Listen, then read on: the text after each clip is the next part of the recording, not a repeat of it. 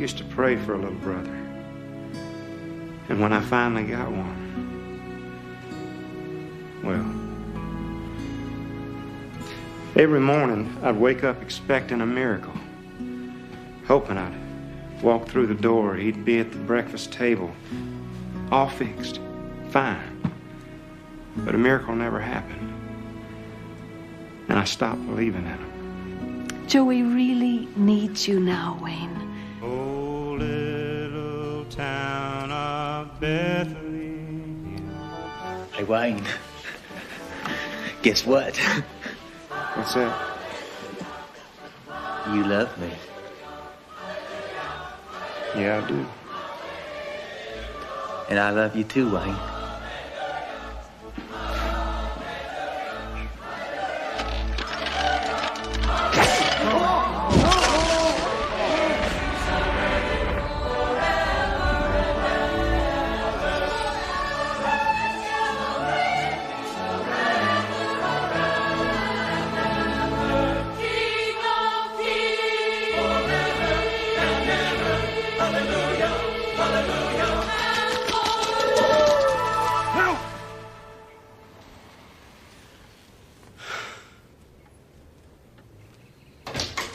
Hey, Wayne, can I open my Christmas presents now? Sure, I'll be right down.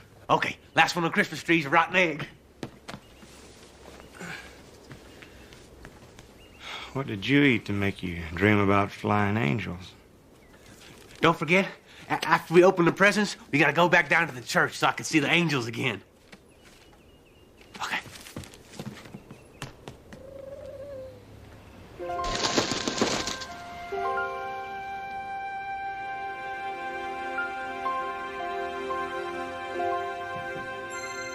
I'm no good at praying, you know. Not real praying. I guess after what happened last night, I should believe in you. But it's not going to be that easy. Because if you're really out there, I'm in a lot of trouble. I appreciate the angels and all, but I'd just as soon pass right now. Thank you. He knows the truth. He saw it. Why is he so afraid to believe? The first day one believes can be the most beautiful and the most difficult. Difficult. I'm coming, little brother. A miracle is a very fragile thing. And if you don't take care of it, you can let the truth just get twisted out of it. And that's when it becomes dangerous. How can a miracle become dangerous? Anything from God can become dangerous in the wrong hands. Wayne is a man who's walked in the darkness for a long time. And a miracle like last night has shown a bright light, and it's shining smack dab in the middle of everything that Wayne does not want to see. So he can't begin his new life until he's finished with the old one. He's at a crossroads, baby. And you've got to get him out of the intersection before he gets run over. Wayne! Be right there, Joey. Someone is speeding in his direction, and he's about to get hit dead on. Somebody? Who?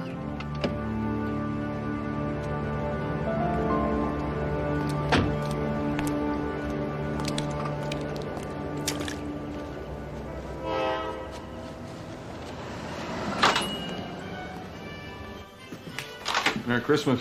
Thanks, you too. I'm sorry, but we're not serving breakfast yet on account of what happened.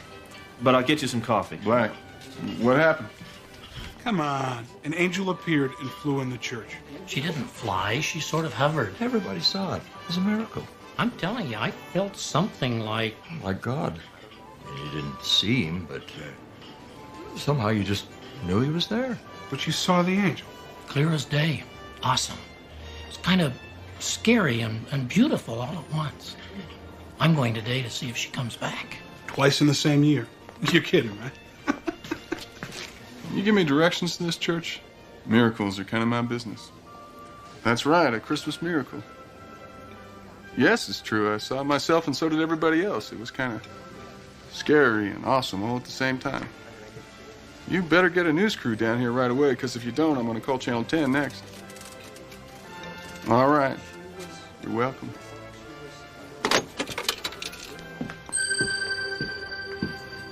Tess, why does God make men like that? He doesn't. They make themselves like that. The sad truth, baby, is that wherever there's an opportunity, there's an opportunist. And nothing brings them out like a good old-fashioned miracle. When you walk down the road, heavy burden, heavy load, I will rise and I will walk with you. I'll walk with you till the sun don't even shine. Walk with you every time. I tell you, I'll walk with you. Walk with you. Believe me, I'll walk with you.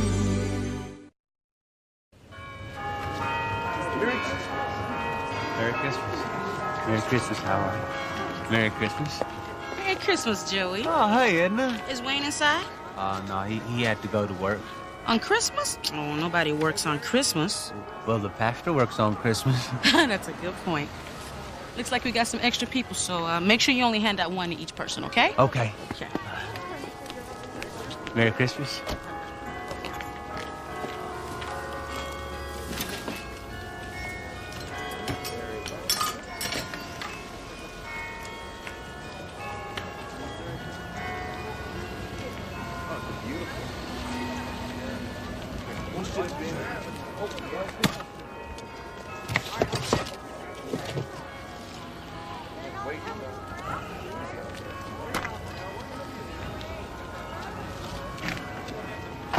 Merry Christmas.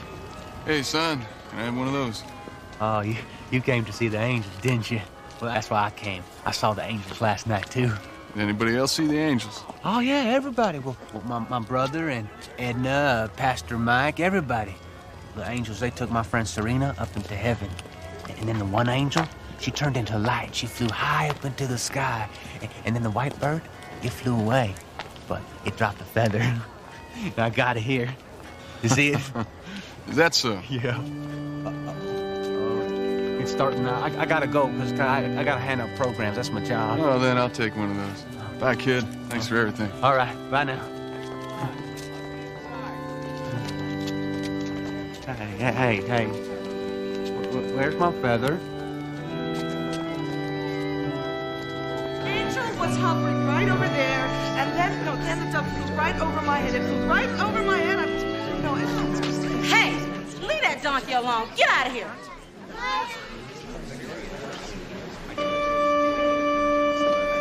Excuse me. Everybody is supposed to sit down when they hear the organ. Please, could we all take our seats?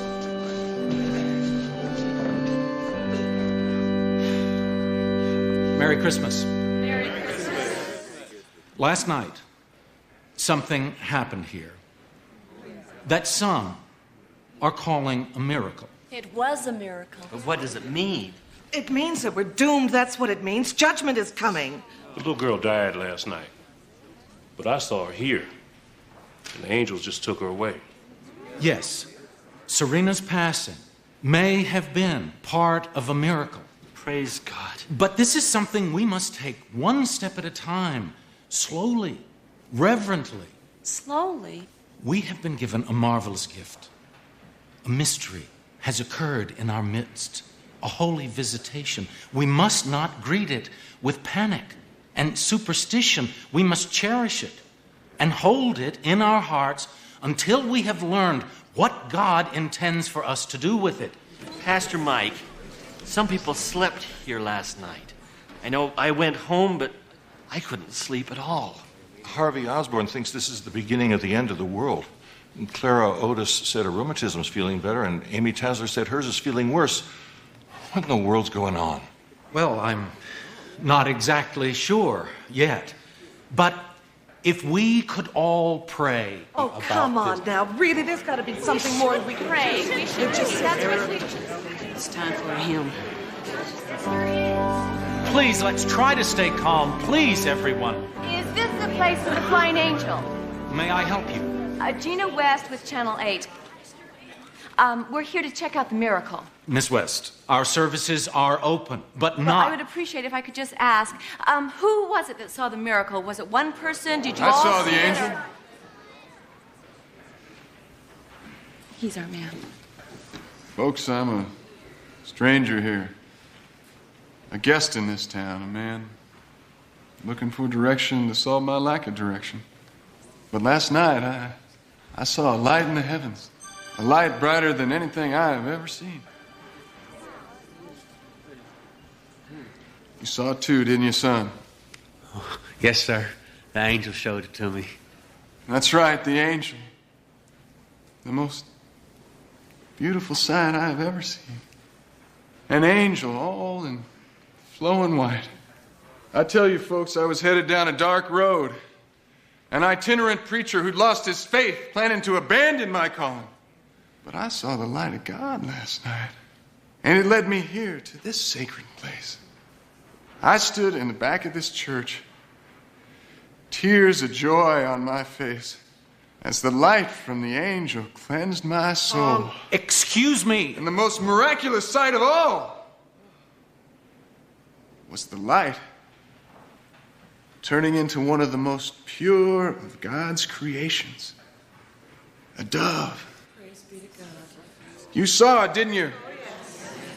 For those of you who may be doubters, I have proof. Hey, that's my feather. That's right, son, it's yours. And yours and yours. It belongs to us all, a gift from the heavenly creature itself. This feather, this heavenly reminder of God's presence, floated down to me like manna from the heavens. Yes. Tess, why are they believing all this? Because he's telling them exactly what they want to hear. They're eager to embrace the miracle. And eagerness is what a con man loves best of all.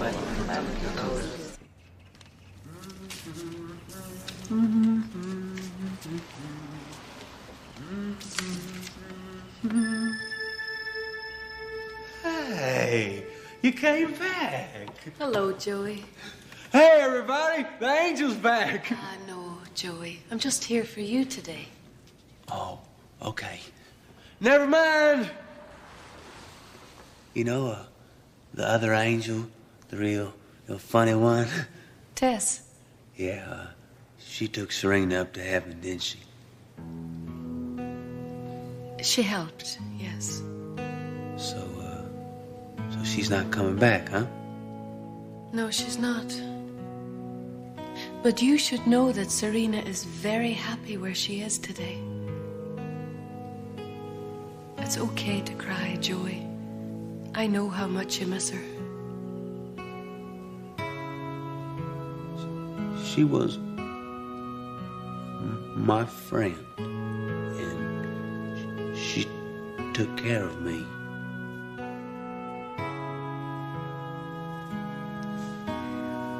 Well, now it's time that you started to take care of someone.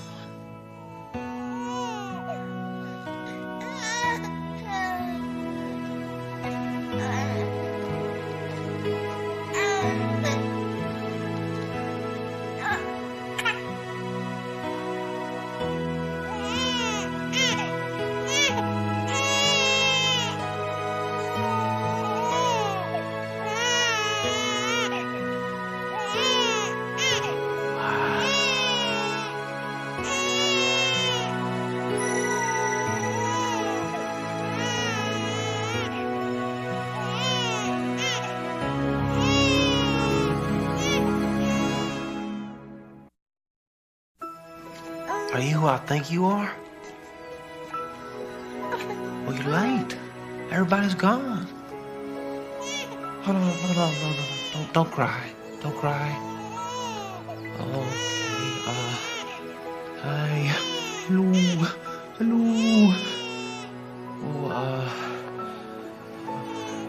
Hello. Oh, the baby. Hello. I never picked up a baby before. I picked up a puppy once.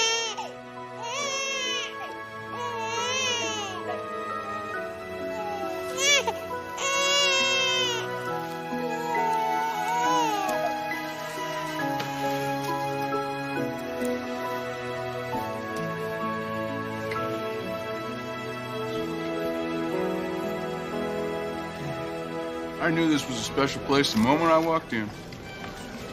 See, people want to believe. And this is about to become a place of great belief. It happens every time I throw a revival. Get ready for the onslaught. Onslaught? People don't experience miracles every day, if ever. They want to see where they happen, be a part of it. Once in San Antonio, a mob leveled a church. They were splintering the pews with axes just to get relics. That probably won't happen here. Well, it's been nice meeting you all. Do you have to go somewhere? Said my piece. It's time to move on. Would you just wait here a minute, please? Of course.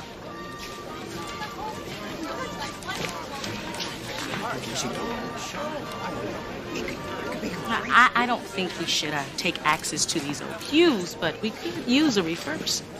Well, you have a building fund, don't you? No, just a charity fund. Ah, yes, that does require some finessing. I once ran across the same situation in Tallahassee. We took the charity fund and temporarily called it the building fund. And invested in the church and community by adding on and building up. Attendance increased so fast that in 1 month we replaced the charity fund and doubled it. That is amazing. Yes, he is. Edna, I think you ought to take a look at this. Sorry, not now, honey. No, it's not a puppy. I'm busy now, son.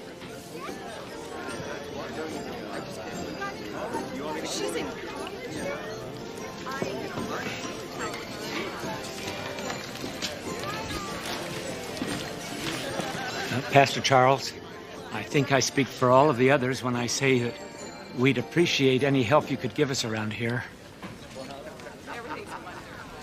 Are you asking me to stay on? Well, we'd like you to hold one of your revivals here.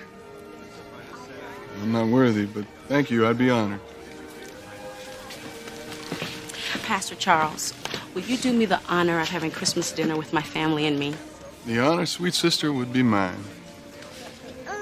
Wayne will be here in just a minute to pick us up. Won't he be surprised? Joey? Oh, hey, Wayne. Who are you talking to? Your Christmas present? A crack baby. Lots of drugs in that baby system. It's tragic. Dr. Toma, you're wanted in OR 2 for consultation. Dr. Toma to OR 2 for consultation. Which one is your baby, honey? That one. That's my favorite, too. Yeah. Hey, you're the angel. Are you a nurse now, too? I'm here to watch your baby. Oh, me too. What's that thing over his bed? Oh, that's a light to keep the baby warm. Well, I'm not cold. Well, babies are a little more fragile than grown-ups. Oh, well, I don't know about that. I don't know about a lot of things. You know about your baby. Is my baby gonna be all right? Well, Joey, your baby has special problems. You see, his mother took drugs before he was born, and it hurt her and it hurt the baby.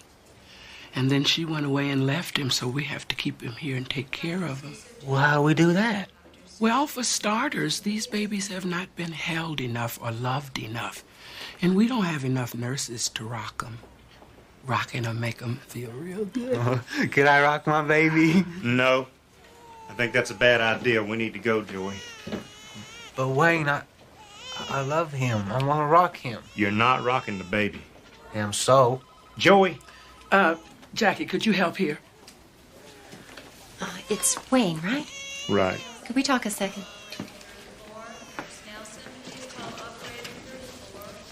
Babies in this condition need special attention. They have been so deprived that any love that Joey could give would really help. Look, I can appreciate that. But as you can see, Joey doesn't understand a lot of things. So just what makes you think he can handle something like this?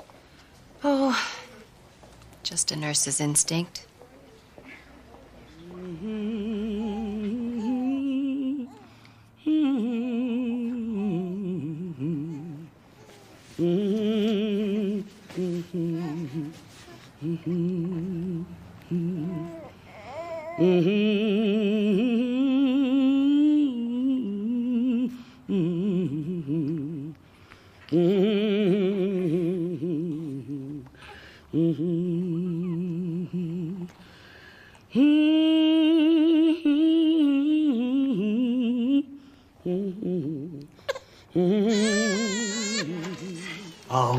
It's tub time. I'm gonna put on my gown. So how's the little guy doing today? Oh, much better. At this rate, he'll be needing a home soon. Hint, hint. Oh, no. I got my hands full with Joey. Maybe you could do it if you had some help. And just what makes you think that's a good idea? Nurse's instinct again? You're learning. Hey. Hey there. Here we go. Here we go. What's gonna happen to my baby? Well, as soon as he's well, we're gonna find a home for him. Well, I have a home for him. Joey, it takes a lot to be a parent. Oh, do you have to be smart? Because I know I'm not smart. Well, do you know what babies need? Food and clothing, and to go to school? Could you do all that for a baby? No. Well, that's okay. We'll find somebody who can. I wish I was smart. Hi, Wayne. Hello, Edna. What brings you here? Oh, Deacon Atkins' kidneys. Well, they're acting up again. I haven't seen you since Christmas Eve. I know I've been other places. So what brings you here? Nobody's sick, I hope. No, Joey found a baby in the church. We're here visiting it. Oh, my. Miracles just keep happening. You must meet the new pastor. Well, it's not official yet, but I think it will be. Do you know, in 1 week, he has almost doubled the charity fund? That's so? Yeah, when it comes to fundraising, I bet you he could talk the whiskers off a cat. Money sticks to him like glue. Yeah, that Pastor Charles is something else. Pastor Charles, huh? Mm-hmm. You know, Edna, maybe we will drop in. Oh, good. Wayne, why do we have to walk? Because we couldn't find a parking place. 7, huh? That's nice. You're right on time. I have 10. What can I get for 10? An angel of the Lord visited us right here. It happened in this hallowed place, and a feather dropped from that dove. And I did not pick up that feather. That's my feather. No, the hand of God picked up that feather and handed it to me. And as Jesus said to Peter, Oh, no, it's him. You are the rock. Come on, Joey. And on Let's this go. rock I No, shall I'm build listening. my church. Go, Joey. I say to you, this is the feather of God, and on it I shall build mine.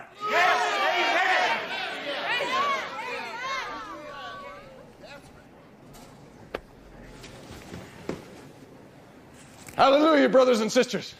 What are we leaving for, Wayne? Because we don't belong in there. Wayne. Hey, there you are. Where'd you go? Wayne, it's the angel. She's not an angel. You know I am. I don't know what you are. Maybe a magician. Probably a con artist like... Meet me in the truck, Joey. Okay, bye. I don't know what happened in their Christmas Eve. Some sort of mass hysteria. Maybe a special effects show. Don't talk yourself out of a miracle, Wayne. The presence of God was in the church that night. Have you been in there today? I didn't know God was in the t-shirt business now. He's not. Well, somebody is. And if that's what a miracle's all about, then I'm not interested in God. What you're not interested in is this religion created by Charles to take advantage of a lot of vulnerable people right now. It's been going on for centuries. People trying to explain the unexplainable and giving their souls over to someone who claims to speak for God. Well, if that has your boss upset, then why are you out here? The man inside is your con artist. He's also your brother.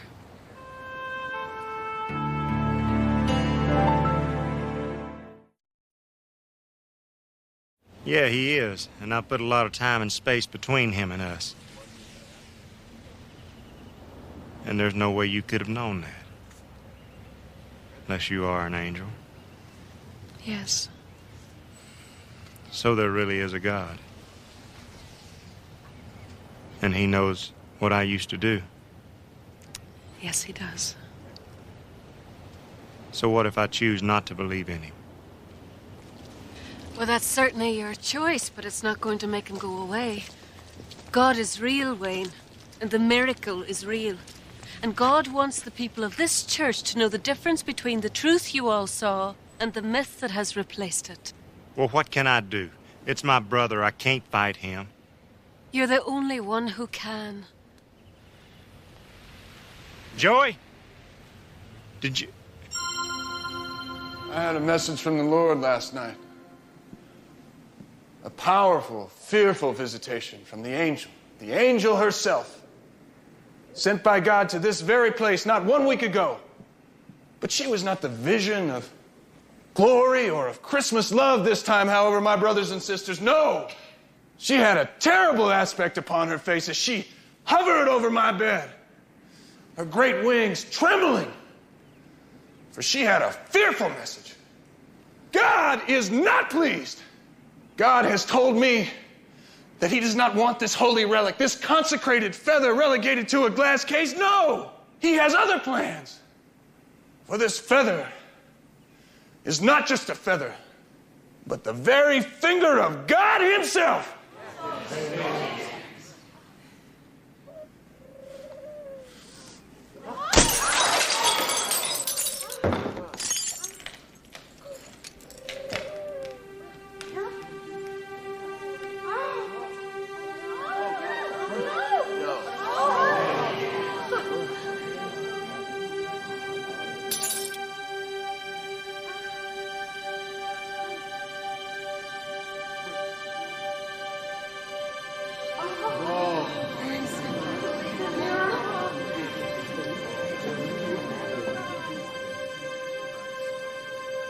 So, my sweet brothers and sisters, we are being led to a time of healing. This feather is God's Christmas gift. And all those who believe shall be healed by it. So, my friends, there's going to be a healing service tonight, a glorious night of healing. Let this there you sacred are. token of God's Come on, Joey. power heal the infirmities of every believer. The more you believe, the deeper your healing. The more you believe, the deeper your healing. Joey, your baby's doing very, very well. It won't be long before he'll be healthy enough to go live with somebody who can give him a home. Oh, that's good. You know what that means, Joey. This little boy won't be here for you to take care of anymore. Oh, but there'll be others who need your love, too. Well, that's right. We'll be needing your help. Well, I can't come, because I'm going to be real busy at home taking care of my baby. Joey, you don't understand. I do understand. I'm not stupid. At least I won't be after tonight.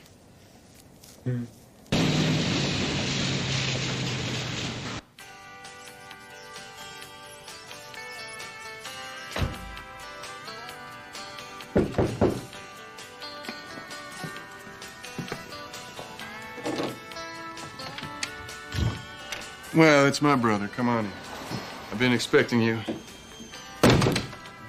Shake your hand, but I'm waiting for the disappearing ink to disappear. You want a drink? I'm not gonna stay that long. What are you doing here? Hey, look, I'm just passing through. I had no idea you lived here. At least until I heard about the angel. Man, what a scam. I just couldn't resist.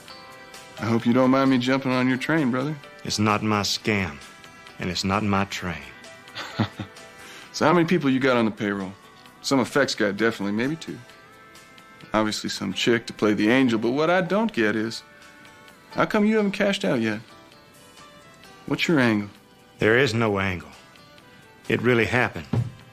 And besides, I'm out of that life. There are no bugs or recording devices in this flea bag cracker box, Wayne. Now, what's your angle? I'm not kidding you. There's no con. There was an angel. A miracle really did happen here. All those years you were the ringer and I did the talking. Should have been the other way around. I almost believe you. Look, I don't expect you to understand this, but I'm not going to let you take what happened to these people and turn it into something cheap. Turn what into something cheap? There is no God. You know it and I know it. Now, don't get me wrong. I wish there was a God. Because, man, I could use one right now. But all I got is me. And that's what I believe in. You believe in anything you want to, Charlie. As long as you believe this, too. If you don't pack up now, get out. Tonight, no healing service. I'm gonna blow the whistle on you. I don't want to, but I'll tell the local police about that $20,000 that disappeared from the building fund in the church in Wisconsin. Well, the whistle blows both ways, Wayne. They connect me, I connect you. I didn't steal that money, you did. That's the way you remember it. Hey, you were great at this in natural. You remember that night in Chillicothe, Missouri? You cried out in the back of the church, "Heal me, mister, I got a terrible disease." And you huffed and puffed your way up the aisle. Man, I could have sworn you were going to die on me right there. And the more I prayed, the sicker you got. I could have kicked you. But then all of a sudden, you slapped that look of absolute beatific heavenly glory onto that baby face of yours. Lord, what a haul we raked in that night. Whatever happened to the kid? Your brother's name is Joey. He lives with me now. My God. Could have sworn they would have put that poor, pathetic creature into a home somewhere. Look, you finish your business here and then get out of town. And I mean it. Well, that's right neighborly of you, brother.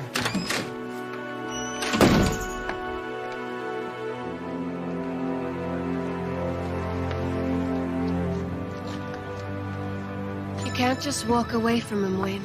He's got me, Monica. If I try and stop him, he's gonna take me down too. And I'm not saying I don't deserve it. But if I get put away, what happens to Joey? God doesn't want you to lose Joey. But he also doesn't want your brother to rob these people of their money, or their trust, or their faith. And you have to have faith that if you've been chosen to do something, God has a very good reason for it. I've got a good reason too. Think what you're doing, Wayne. God loves you. He came into that church on Christmas Eve to tell you so. He took away your disbelief. If you walk away from him now, you do so knowing exactly who it is that you're turning your back on. And if a man walks away from God, where else is there to go? I don't know. I'm afraid I'm gonna find out.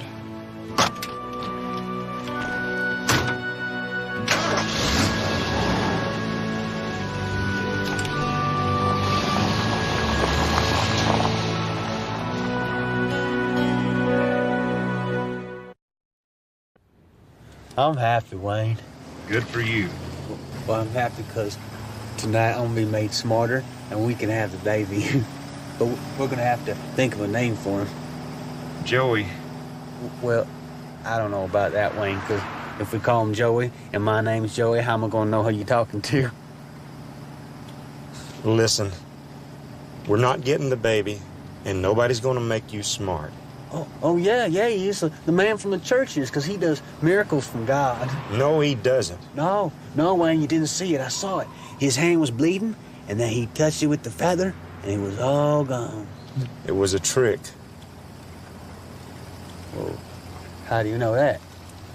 Because a long time ago, the man in the church and I, we used to trick people together. He's your friend? No, he's our brother. He is? Yeah, he's been gone a long time. Well, he took my feather. Charlie hadn't changed much. If it's not nailed down, it'll be in his pocket within an hour. Well, you should take things that don't belong to you. I know. That's why I left him and came back. To take care of me. Yeah, to take care of you. Well, how come Charlie doesn't take care of me? It hits back. Tess. Well, not all love is as pure as ours, Miss Wings. Have you heard that expression that love is blind? Mm-hmm. Well, sometimes it's stupid, too.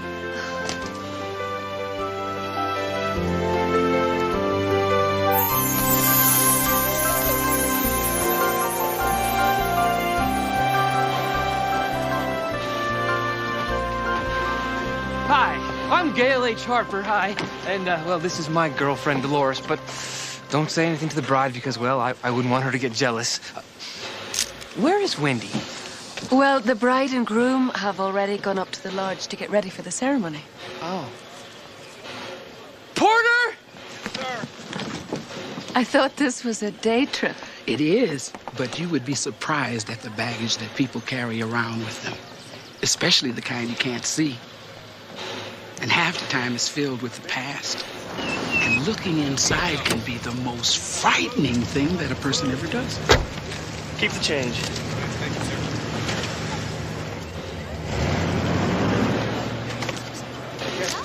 No, I think she is. Well, looky here, Mark Mockford! Gail. How long's it been? What, 6 years? I can't believe you made it all the way from Tanzania? Pakistan. Right, some backward foreign place. You're right. Excuse me 1 second. Well, it's good to see you. We'll talk later. We used to be best friends in law school. Hi, I'm here for the wedding. Hello. Montfort. Mark Montfort. Yes, welcome. Thank you. The train will be leaving in about 15 minutes. Great. Pakistan. He did come a long way. Oh, he's not here just for the wedding. Mark is on a mission to correct a terrible wrong. Ah, and that's where I come in. You make sure he rights the right wrong. You understand me? Gotcha.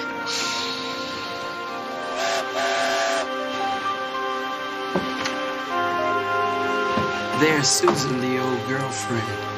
The one that got away. He's on the wrong track already.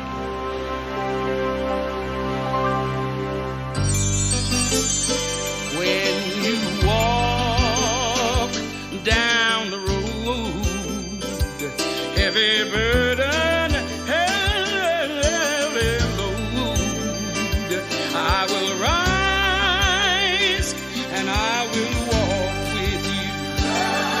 I'll walk with you till the sun don't even shine. Walk with you every time. I tell you, I'll walk with you. Walk with you. Believe me, I'll walk with you. Take lessons or something?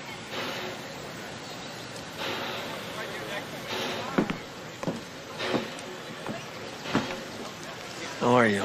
Better now. Oh. Good. Let's go.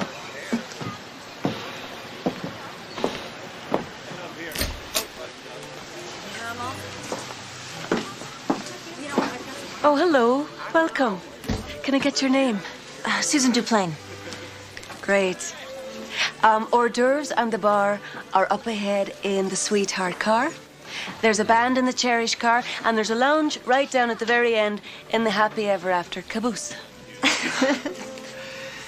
Would not go through this for anybody other than Wendy. Believe it or not, this is the wedding she always wanted. Trains, trees, and a lodge. 30-degree temperatures. Didn't you ever hear of a June wedding?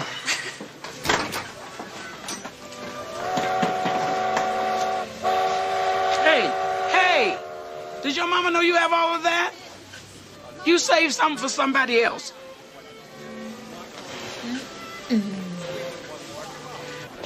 know, it all started when I tripped on a roller skate at my uncle's house, sued his pants off, and now I am the #1 personal injury lawyer this side of the Mississippi.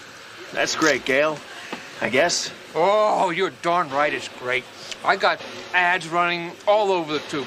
I got 30-second spots running in every major market in the Pacific Northwest. Oh, look, there's George. Oh. Hey, how's this for my slogan?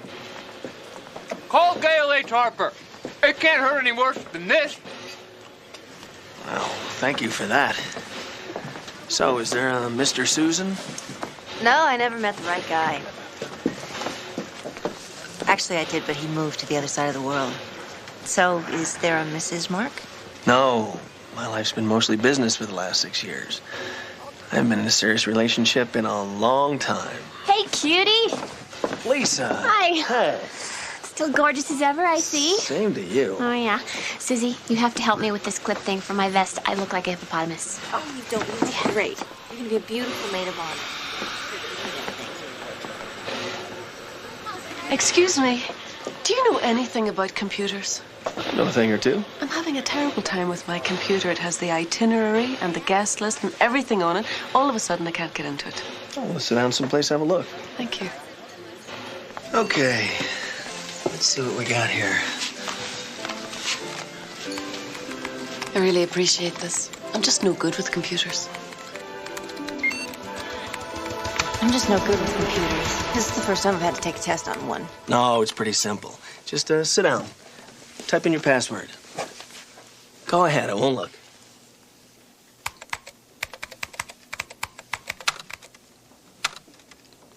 Wow. Pretty impressive, huh? Okay, you want to take an exam, so type 3. And you want to take your first year contract exam, right? Right. I'm not even ready for that test. Why are you taking it?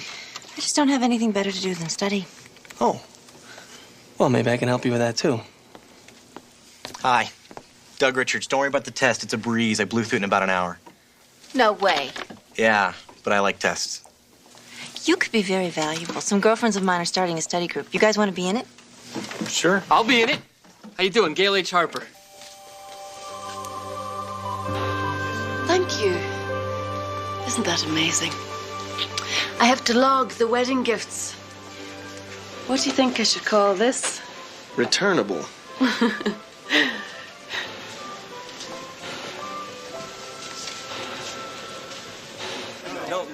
Look at this. I practically got steam coming out of my mouth. We haven't even left the station yet. You know, by the time we get to the mountains, the cake is going to be frozen. So, you go to a lot of weddings up in Kathmandu? Pakistan. No, I want it up. Everybody else has their hair. Hold mine down. Oh. You did it. Thank you, Sam.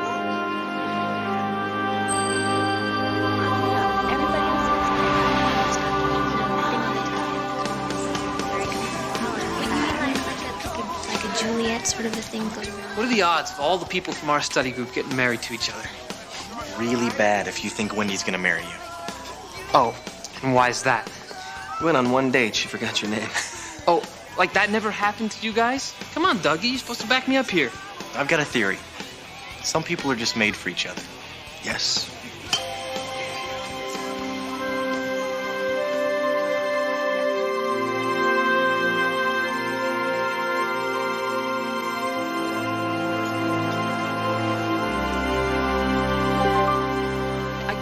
That you and Susan never got married. But then, Wendy and I drifted apart, too. So where is Doug? What? I've seen Lisa, but where's Doug? You mean you didn't hear? You don't know? What? But don't tell me they got divorced. Doug's dead. What? Yeah, it was a real shock. He was... Lisa! You look terrific! How's work? Oh, busy. My dad's law firm. What's the matter with you guys? Lisa, I just heard about Doug. Yeah. It's been 6 years, but, I guess not long enough. Excuse me.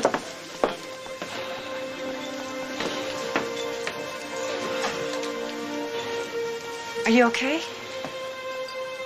How'd it happen? Doug committed suicide. Suicide? Oh, man. I am so sorry. I thought you knew. Lisa found him in his dorm room. He hanged himself on graduation day, and she's never been the same since. They never even got married? You'd already left for that job in Europe. Didn't you get my letter? Oh, I can't believe it. Yeah, apparently he cheated his whole way through law school, and, well, then he got caught. We don't know that, Gail. But we do know that Doug was our friend. To Doug. How am I supposed to sing happy songs about love and marriage with all this deception going on? Looking at them like this, it's hard to believe. Well, believe it, because evil is just around the next bend. All aboard!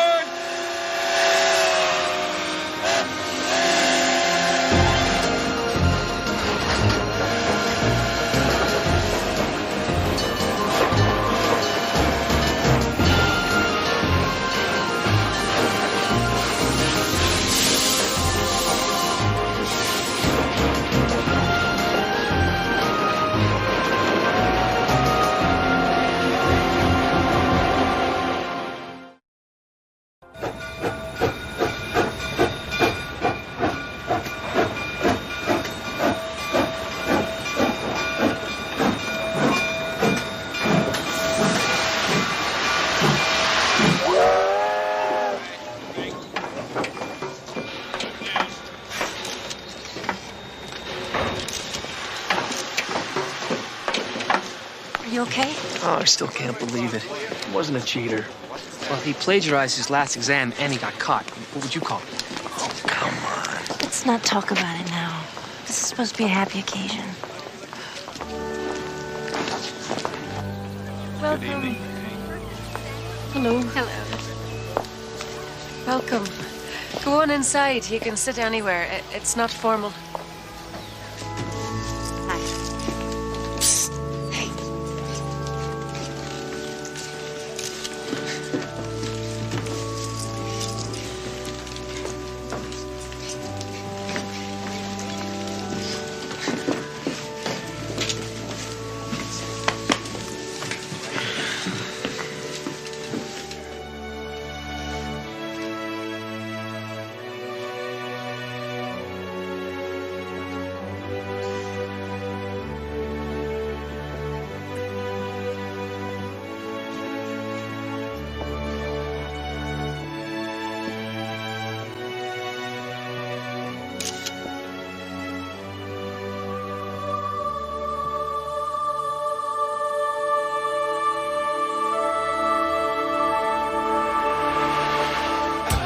Where is he? This is killing me. His interviews are tough. He probably met someone and he'd unwind. Gail's available, though. So, Wendy, babe, you, playing our song? No, actually, I don't see Get Out of My Face, You Nightmarish Cretin anywhere. By Friday, you or Doug will have a job at the U.S. Attorney's Office. No offense, Susie, but I really hope that Doug gets this. He's been wanting it so badly. And I'll get away from my dad's criminal practice, and we will live happily ever after on the Honey Bunny. On what? That's the boat that Doug's always dreamed of having. Honey Bunny? Yep. Calls me that sometimes. He names everything after me. His car is called Lisa. Ooh, I'm not sure naming that old clunker after you is such a compliment. Lisa. Hey! What happened? Don't tell me.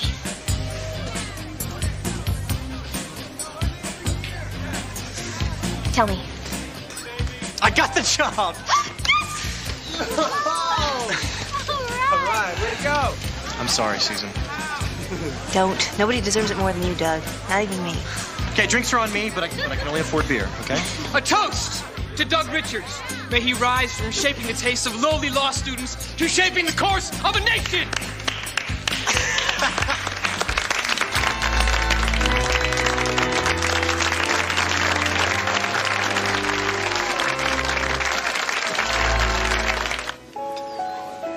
Make him smile. Over here. This man I love with.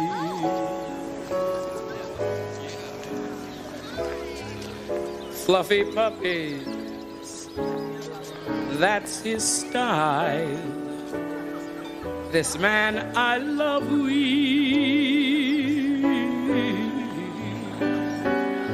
He brings joy to every day. Our nights of love are filled with play. He is love in every way. I found my home. Do you like to dance? If you're asking, I'm dancing.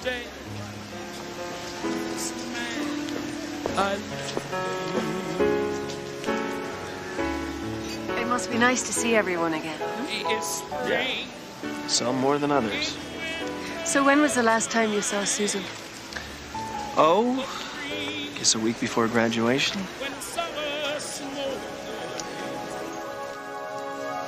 I was really proud of the way you handled that. What? I know how much you wanted that job. When I interviewed for the job, they told me I was a contender, but I really was hoping I wouldn't get it. The problem with being a U.S. attorney is that you have to work in the U.S. What do you mean? Well, I was thinking since you're going to be working in Europe, maybe I should look into international law firms, too.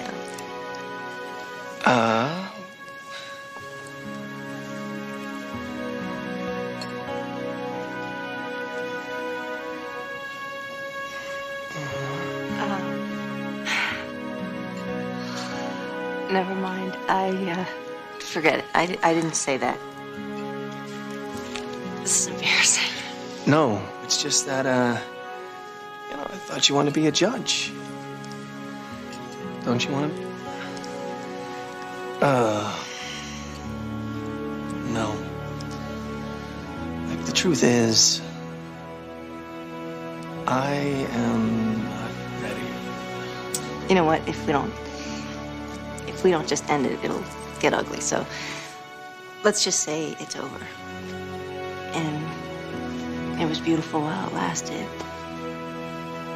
And I'll never forget you. And maybe someday.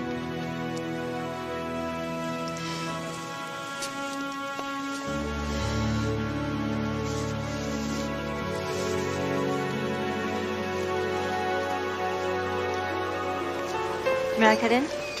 I've always wanted to say that. Of course.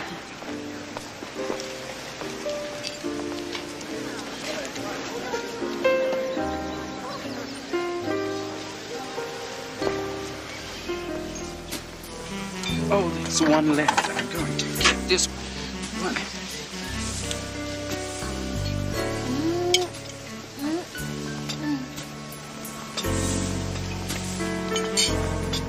There's got to be one meatball left in this wilderness, and you are going to find it for me. Boy, I mean, it's right there on the screen. Hi, I'm Gail H. Harper. I'm Gail. I say that. I'm Gail. And they still call up looking for a woman. It's no wonder these people get into accidents. I heard there was a slip and a fall in the kitchen. I think it's whiplash. Excuse me, won't you? Oh, thank you. Mark and Susan sure do have a lot of chemistry, don't they? Well, one chemical by itself can be harmless, but you mix them together and they can be deadly. So you keep your eye on them and someone who is not on the guest list. You really ought to make that trip to Europe someday. This time I Mark, promise. I've been nominated to the federal bench. You did it? Congratulations. Next stop, Supreme Court. Oh, thanks. I feel a little sad about it, though. Every break I got came from the job Doug was supposed to have. No. They had to replace him with somebody. Susan, they couldn't have picked a better person. Thanks. You always were my biggest fan. I still am.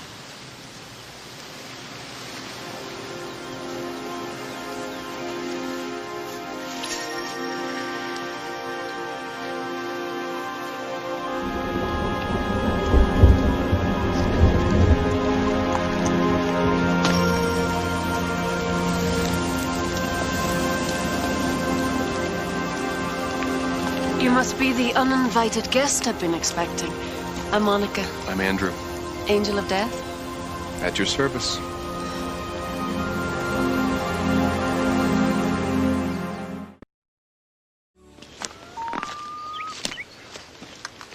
Sorry I'm late. I had to escort Mrs. Arnsdorf. She's 92, and she still wanted to hang around to see her great-great-granddaughter being born. Hello, Mr. Halo. Where you been? You know, here, there, everywhere. Oh. Have you met Monica? Oh, yeah. Tess tells me that you're the best. She does? Oh, yeah. She tells me about all of her trainees. You do? And how is my angel boy? I'm good. I want to tell you, you are looking good. No, baby. You know that you're the one who looks good. Come on, baby. We got work to do. All right. Yeah. I'm so glad to see you. Good to see you, honey.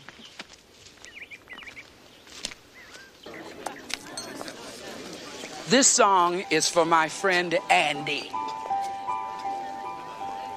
Some say love, it is a river that drowns the tender reed. Some say love, it is a razor that leaves your soul to breathe. Some say love, it is a hunger, an endless aching need. But I say love, it is a flower, and you, the only seed. It's the heart afraid of breaking that never, never really learns to dance. I'm Monica. He was my fiance. He was the greatest, sweetest, kindest, smartest guy. He killed himself. Did you know that? I'm so sorry. Everybody thinks that he cheated. You know, that's all they remember. That he was a cheater. But he wasn't. He was not. Is that what Doug said in the note? How'd you know about that note? The note?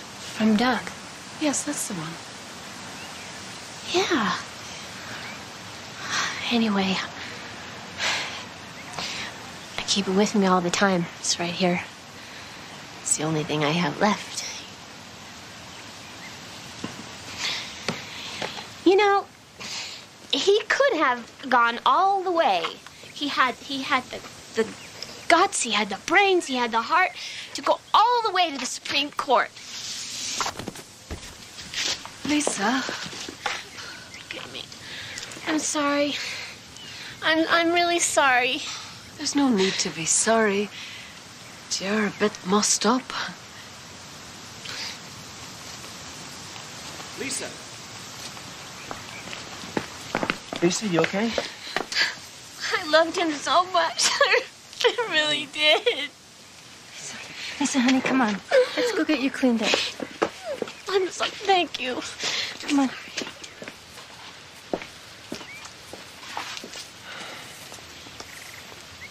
I'm afraid she's had a hard time. She told me. This is a difficult letter to read. I suggest you skip to the 3rd paragraph. I've lost more than my law degree and my job. I've lost my reputation. And worse, I've lost the only thing I know I was born to do. Be a fair and honest judge. How could you live with a man branded as a cheat? How could I live with you watching me grow more and more bitter? Just remember, I'm innocent.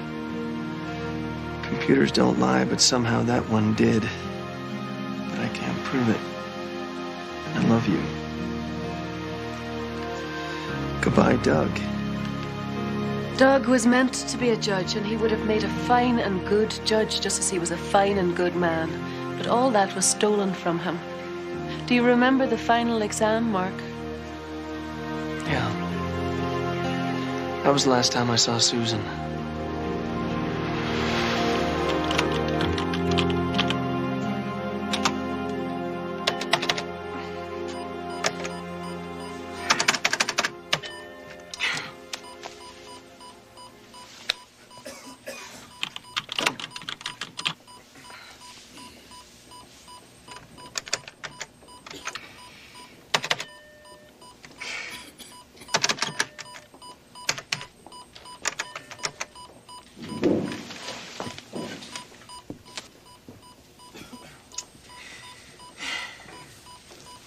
What's the matter? I don't know what I did. I pressed something wrong and it shut me out of the test. Were you finished? No. I had about a half an hour left on my time. This is my final. Half my grade depends on this. I'm gonna fail. No, you're not. Reboot your terminal. I'll get you back in through the safeguards. That's cheating. Technically, maybe. Look, I can get you back in. What you put in the exam is up to you. I'm just giving you the chance. Nobody's gonna know.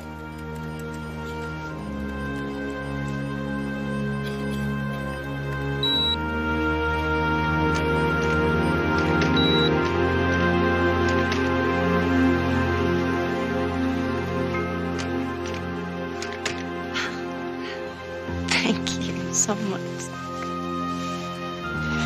You don't know what this means to me. You're all set. I gotta go pack. I leave in a couple hours. Drop me a line. Let me know how graduation goes. Sure.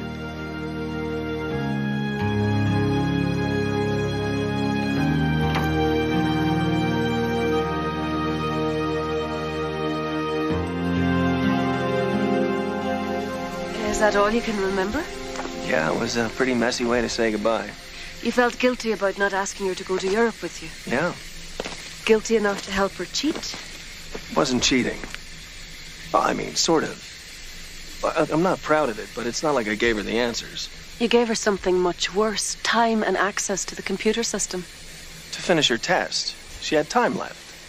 Running into her that day wasn't an accident, Mark. She knew you'd be there taking your test, feeling guilty about her and ready to be used. What? Remember what Doug's letter said? Computers don't lie. Think about it.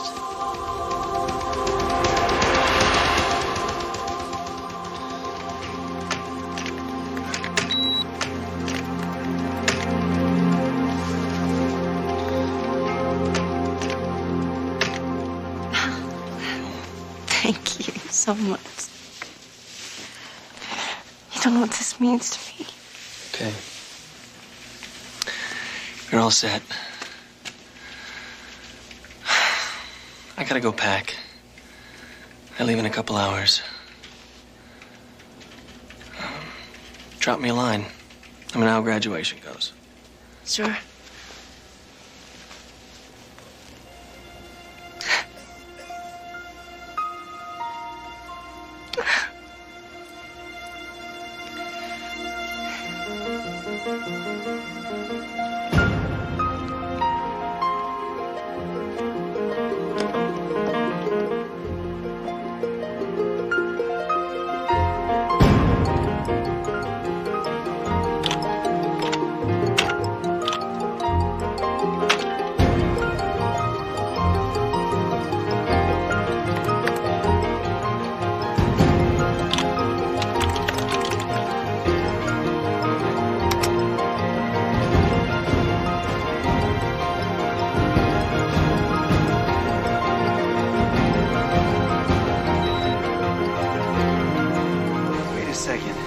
I didn't see that.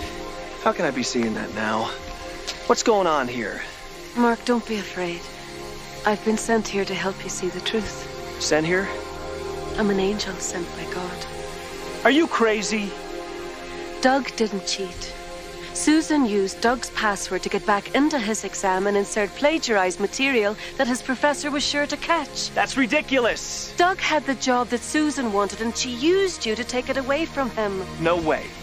She loved me. She wanted to marry me, and I hurt her. That's what she wanted you to think. And when she was finished using you, she knew exactly how to scare you into running away and out of her life. Lady, you could not be more wrong. And I don't know who you are, but this is nuts. Your friend took his life because of her. God just wants you to see how dangerous Susan is. I want you to back off and stay away from me. This wedding's over. I got a train to catch.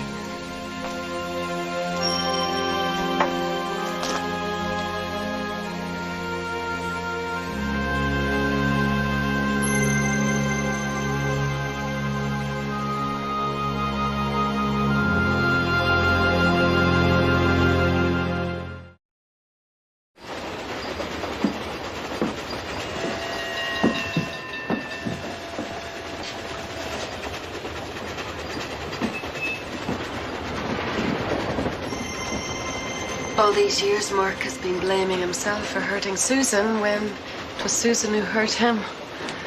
I hope I can get through to him. Well, you better. His life depends on it.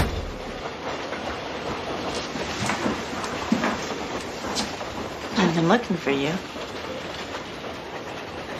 Doug killed himself because somebody got into the computer and altered his test.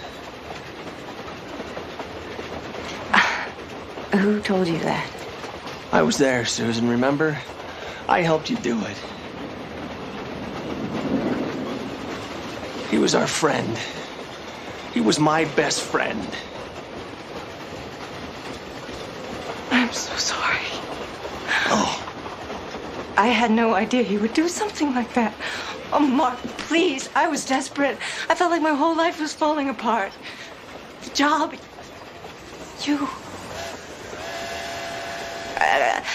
I was feeling like I was starting to lose everything that was important in my life. I don't know. I guess I just went crazy. When I found out that Doug, I almost followed in Doug's footsteps. When I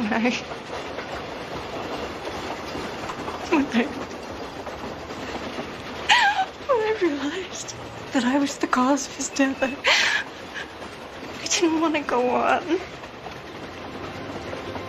Oh, Mark. Please. Oh, please. Please forgive me. I can't. Susan, it's okay.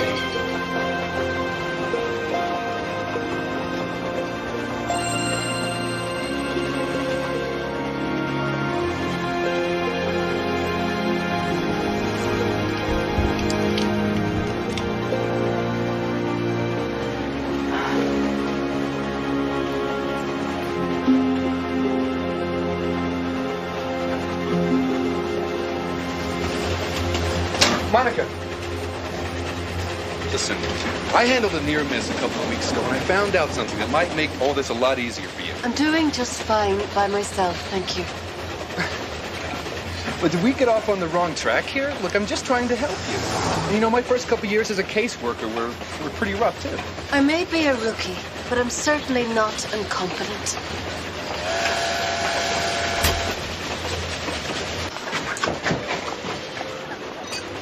Tess. Don't you test me. Andy is my friend. Obviously. Oh, is that it? You thought you were the only angel in the universe? No, I didn't. You know I love you. And you know I'm proud of you. And I love Andy, too. Love is like air. There's plenty of it to go around for everybody. I know that. But Andrew keeps telling me how to handle my assignments. Sweetheart, we're all on the same team, trying to win the game together. And don't you forget who's calling the plays for all of us.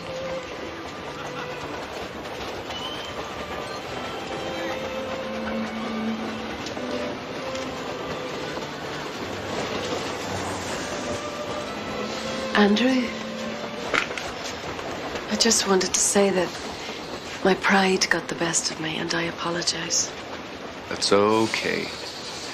You know, Tess taught me a whole lot about pride, too. So. But I can help you. And so can he. Just go ask him about his most recent case, and I'll do the rest.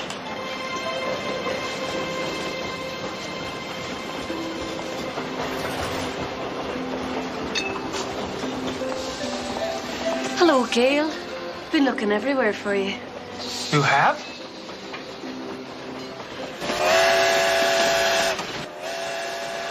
How utterly enlightening.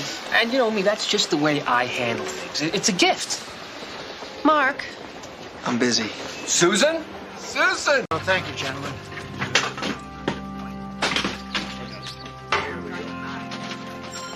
All right. Put your finger those oscillations like that. Yeah. Now, when you throw it, you lead with your elbow, not your whole body. Right? But don't push it. You just you release it. Just right when it arcs, like. Ta. Okay. Okay. All right. Now I'm going to go out for it, and then. Out for it? Yeah, I'm going to go out for it. You just get the ball to me, and I go to the goal. Okay. Okay. Okay. Okay. All right. Okay. Ready? Okay, I got it. Touchdown.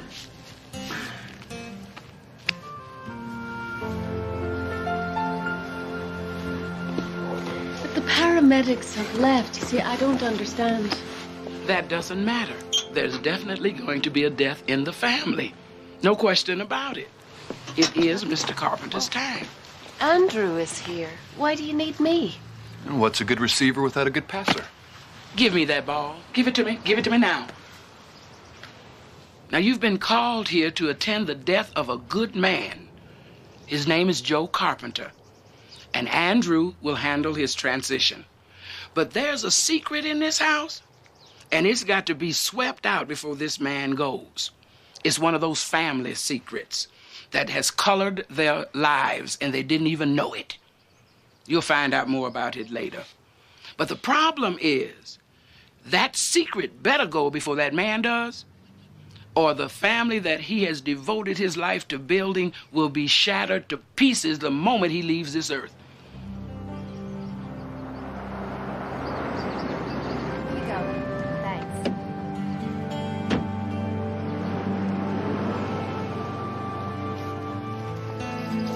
That's Kimberly, the youngest daughter.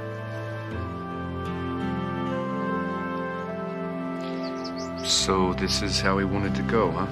Yeah, at home with his family around him. And your job is to see to it that they don't kill each other first.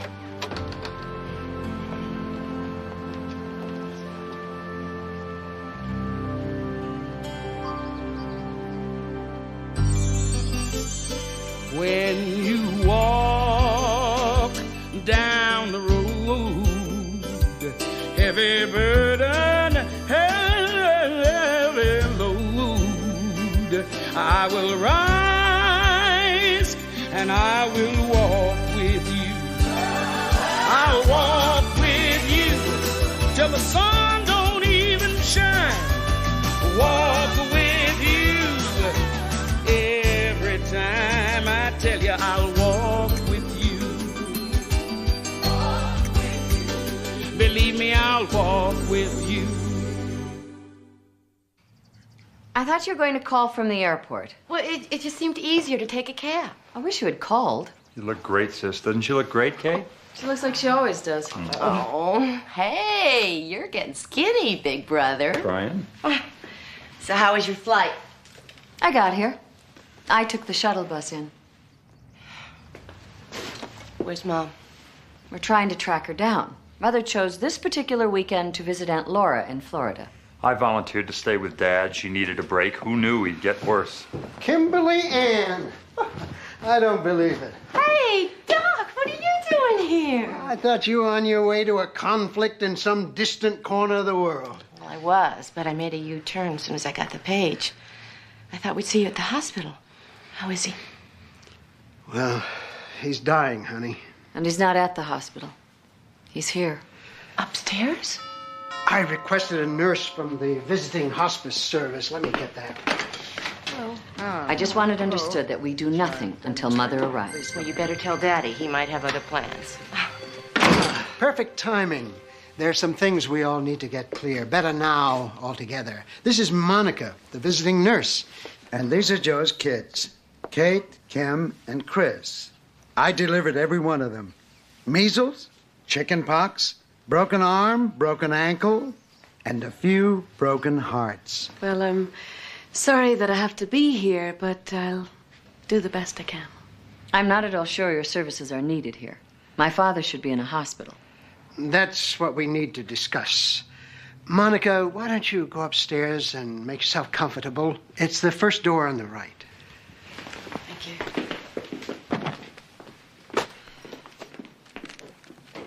Your dad signed a living will. I never knew about this. He asked me to make it up for him after his first stroke. He recovered so fast from that one. No extraordinary measures, no heroic measures, no resuscitation, no intravenous feedings. What is he saying? He wants to die? When he's ready, yes. Father's over 80. He's been stuck in a wheelchair for years. He can't take care of himself. Your mother barely can, and it's been killing him watching her try. He wants to die of old age, here at home, with some dignity. Sorry, Doctor. I don't know where she keeps the sugar. Mother never puts anything where it belongs. Oh, it's okay, really, Kate. I don't know about this living will thing. It may not be the choice of every 80-year-old, but it's his. But, Doctor, What if he has a chance, though? For what, Kate? To get better and die another day? And this is what he wants. He couldn't have been more clear. Does Mother know about this? Yes. She didn't like it. She's controlled every other minute of his life. Can you imagine her giving up the chance to choreograph this? Kimberly. Is it just me, or does this feel less like a death and more like a getaway? Is everything a joke to you? If I don't laugh, I'll cry.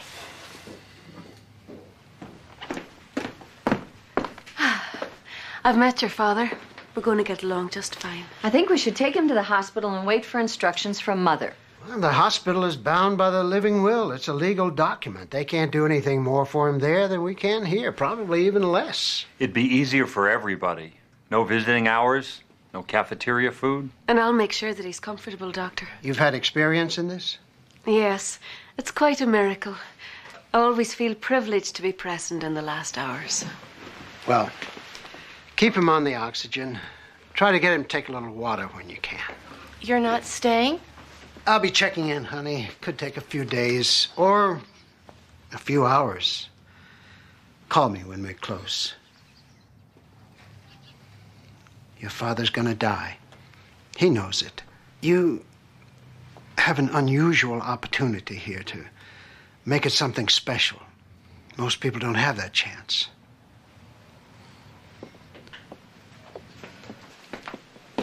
Well, I wish you could have been more specific. Days, hours? All right. I'll set up headquarters in the corner room. Kim, you take the couch. Chris, I guess you're already living in the basement. You are? Carol and I are separated. When? A few weeks ago. I moved in downstairs a while back. See the kids on the weekends. Nobody told me. Mother told me. But then again, I stay in touch with this family. Now, I'll make out a shopping list. Chris, you go to the store. I'll make dinner. Then we can take turns after that. Kim, I don't imagine you've done much cooking in all your running around, so you can make the I'd beds. like to order the large combination, no anchovies and extra onions. Extra cheese. Yes, and extra cheese. And what else? Munchies. Oh, yeah, a bunch of munchies, you know, chips and stuff. Okay. Yeah, that's good, a carton. It's 406 Grand Avenue West. Yeah, right, that's fine. Kim, didn't you hear me? Kate, my father is dying. I am not going to spend his last hours putting hospital corners on the guest room beds and sitting around the dinner table eating your idea of a wholesome meal. You want me? I'll be upstairs next to Daddy.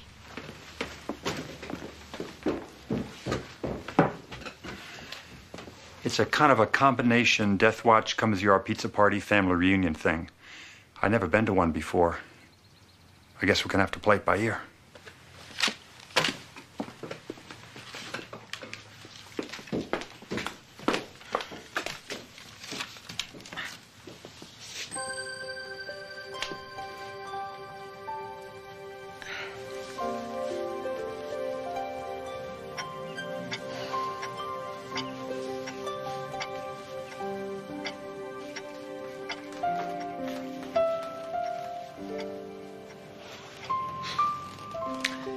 You have been a very big help today, Katie. When is Mommy coming for her surprise? Well, as soon as her book club gets out. Any minute. What's a book club? Well, you know how Mommy goes away for a little while on Friday afternoons? She goes and visits other ladies who like to talk about the books they've read. I can read. Yes, you can. And you're going to be a great reader, just like Mommy.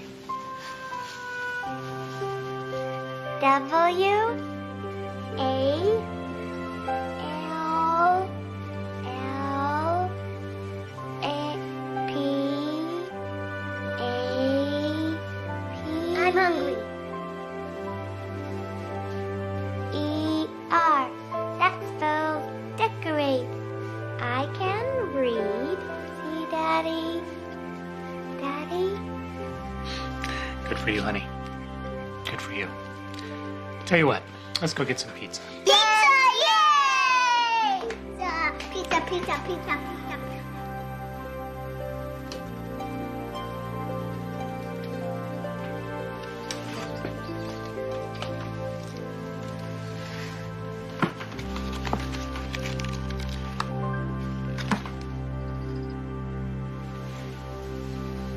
sleep? Yeah. What did you mean when you said that death was a miracle? Death? Oh, it's probably the most real thing that happens on Earth. It's awesome and profound. Like a birth. A soul passing from one realm to another. You can welcome death with wonder and respect, or you can fight it with fear and regret. Dying with regret, I've learned, is hardest of all for everyone. Hello, Mr. Carpenter. My name is Monica, and I'm going to be looking after you. Helping you down the road, so to speak. Angel. Dad? It's Kimmy. I'm here. I'll be right back.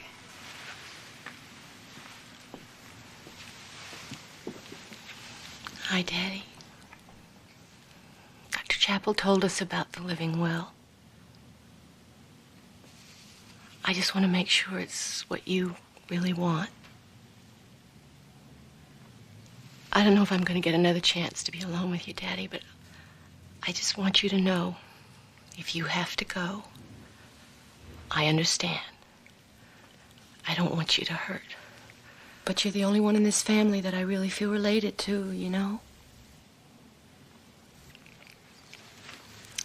I don't want you to suffer anymore at all, Daddy. But I think that I'm going to. It's important. You need to know. I have to tell you. What? The truth. The truth. It's not too bad. What truth? Someday, you find out. Your pizza's here. Can you pay for it? It's your pizza. You pay them. Besides, I only have a 50. Hold on. I'll be right back, okay? I'm back in this house 10 minutes, and you're already acting like Mom. I'm not. Besides, I didn't order the pizza. Yeah, but I bet you expect to eat some. How do you do, Mr. Carpenter? My name's Andrew. Death? Yes. I'm an angel. And I guess you can say that this is my specialty. Monica's an angel, too. And we've been sent here to help your family make this passing with you. Afraid? Afraid, Death? Oh, no. No. Never. Besides, do I look scary to you? Father. Okay. Now, we're going to take this in steps. And some of the steps are not going to be easy. But remember, no fear. Talk to Kim? Can't go? Kim's not going anywhere, Father. He's hallucinating. Father? Mr. Carpenter? What's going on? Mr. Carpenter? Father's having a small stroke. Oh, my God. Mr. Carpenter, can you hear me? Mr. Carpenter, can you blink for me? Daddy? What were you going to tell me? What?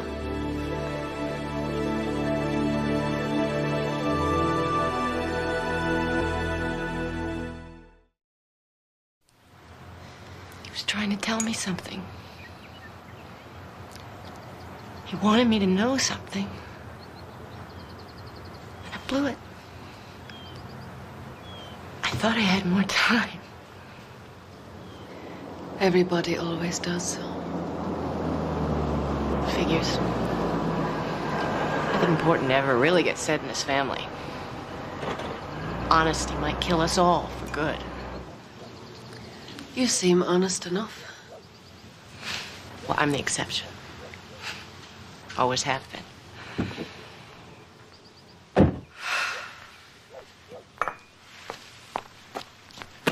Good afternoon. I'm looking for Ms. Catherine Carpenter Dorfenbacher. Come on with me. She's my sister. Mother called. She's got a midnight flight that'll get her in first thing in the morning with a layover in Atlanta. Chris can pick her up. This lady says that you're redecorating. Yes. Hello. Hello. Please, come in. Thank you.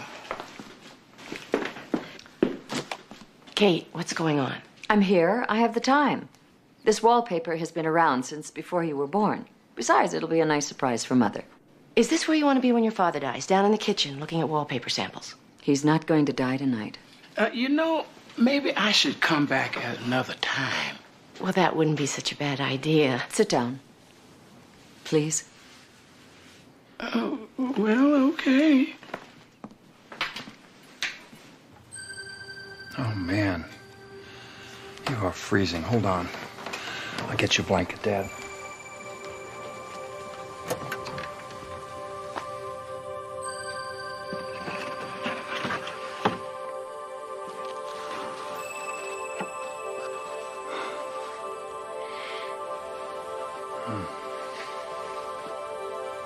President Kennedy didn't even wear one at his own inauguration. A lot of guys stopped wearing hats after that, but I didn't stop, just on general principles. I couldn't imagine letting my head get cold for the rest of my life just because some fella in Washington didn't want to muss up his hair. Man's got to have a few things that are his own, you know, Chris. Got a nice suit, good hat, able to polish your shoes on Sunday morning. And not to mention, a few small avenues of self-expression. Mom really hates that tie, you know. Yeah.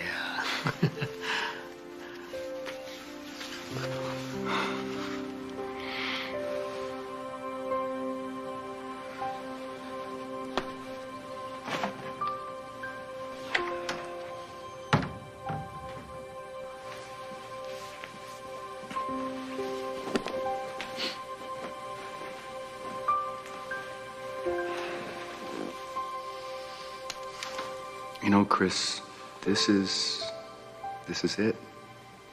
These are going to be your last hours with the man. I think you better say it now. I wanted to thank you. You taught me so much. And I don't know if anybody's ever told you, but you lived a very good life.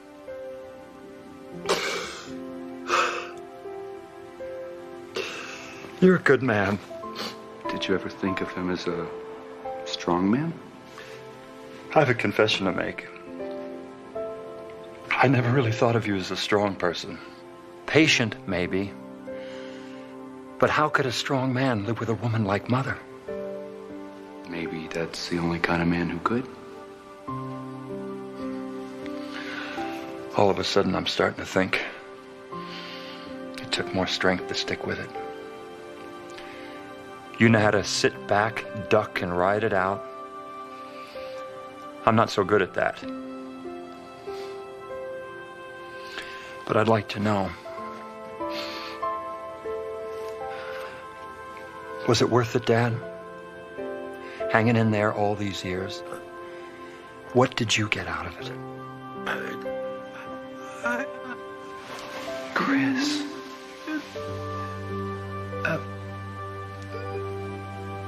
He got you.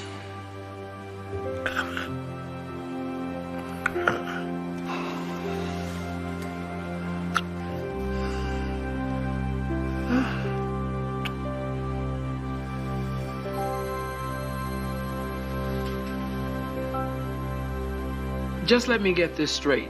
We're going to replace the wallpaper in the kitchen. Yes, with the same pattern. If it's available, which I very seriously doubt. I understand that. And in the hallway? Well, I will have the estimate for the fabric wall covering tomorrow.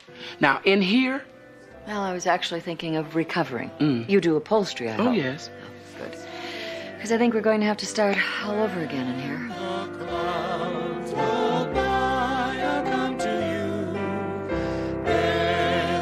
Skies will seem more blue down in London.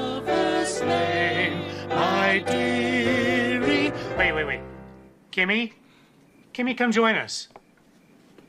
Come on, you can sing my part with me. She wants her own part. There are only 4 parts in 4-part harmony, Kimberly.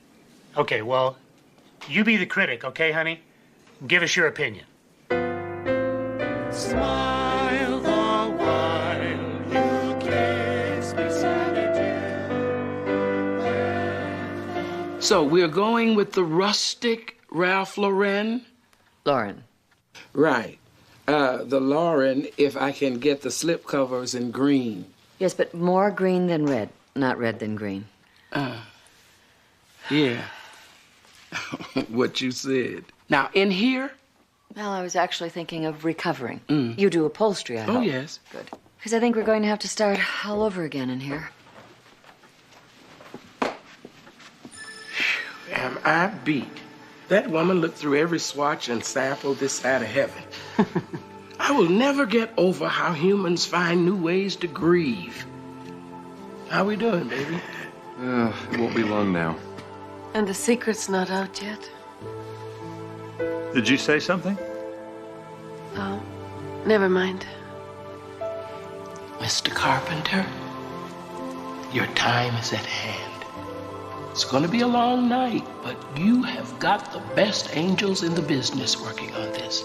And I promise you, God has heard your prayers, and we'll have this all cleaned up real good before you go.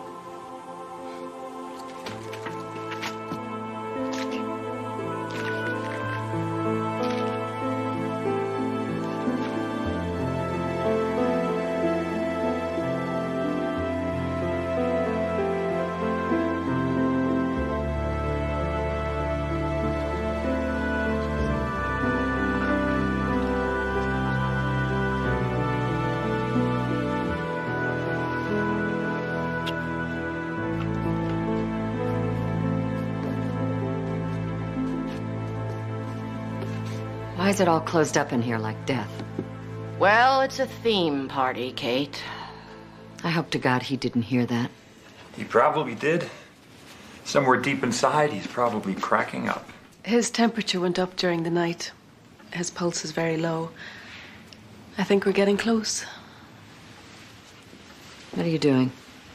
Getting his suit ready. For what? What do you think? Keep your voice down. What for? Daddy knows. Don't you, Daddy? Yeah. Chris is getting his suit ready for his funeral. This is the one you wanted, right? This is outrageous. It's cruel. Stop it. Why, Kate? He's dying. He knows it, we know it. Why can't we talk about something real for once in this family? This is what he wants. This is why we're here. He wants to die in this house with us. But he can't if we pretend that it's not happening. You know, you're in denial, Kate. Serious denial. Yeah, well, you're damn right I'm in denial. And what's wrong with denial anyway? Denial is highly underrated. I found it. Here it is, right in his pocket. Oh, my God. Put it away. Why should I? It's his favorite. You don't know that. Yes, I do. If Daddy wants it, then Daddy gets it. You're not right? putting that ugly tie on my father. You just try and stop me. Back off, Kate. You can't come in here and make all the decisions just because you got an attaché case. Who do you think you are? I'm his daughter. Well, so am I. No, you're not. What the hell is going on in here? Hey, Mom.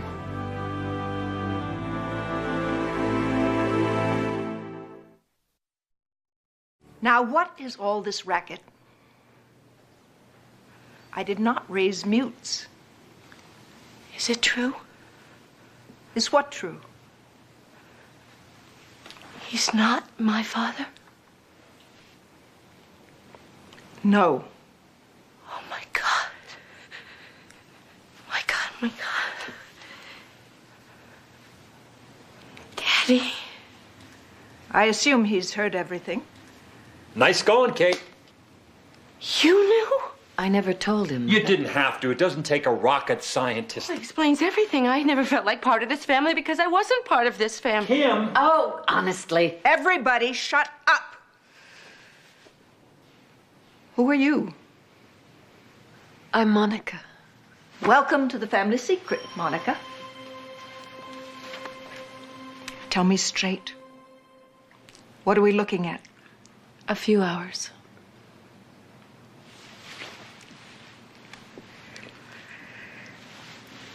Is he lucid? Well, he's had a series of small strokes. He can hear, but he can't respond, except through his eyes. He has great eyes. That's all we ever needed to communicate. Right, Bucci?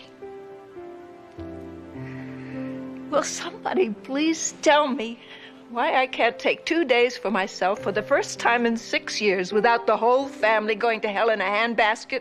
Didn't take a handbasket, Mother. We've got a mess here, Joe. I gotta clean it up and then I'll get back to you. Do you think you can hang on for me, baby?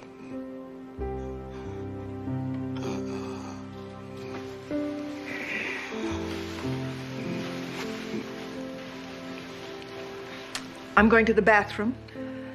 I'm going to put on my slippers. I'm going to make some tea. Then there will be a family conference in the kitchen in 5 minutes. Yes, ma'am. Don't forget your attaché case.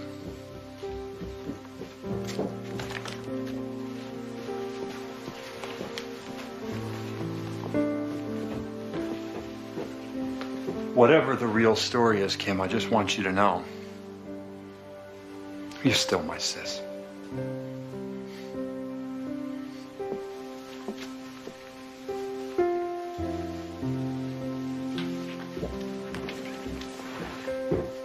Is that what you were trying to tell me? You wanted me to know? Or did you just find out too? What? You know, in some funny way, I think I always knew. I guess that's the thing about family secrets. Nobody talks, but everybody knows. Do you believe in God, Monica? Belief hardly begins to describe it. All I ever wanted was to just feel comfortable in this family. When I was a kid and I'd blow out my birthday candles every year, that was my wish. And whenever we'd pray, that was my prayer. I would put my money on the prayers over the candles. Doesn't matter, either way, it never happened. Well, that depends when you think never began. I mean, you wanted to drive a car when you were 8 years old. But thank God he didn't answer that prayer, huh? All prayers are answered, Kim. It's just sometimes the answer is no. But sometimes the answer is not yet. Kim!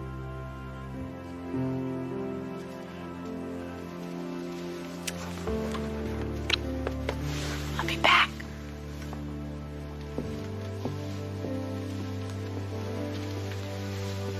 Sometimes the answer is no, sometimes the answer is not yet. What, are you making fun of me? No, I think you did great.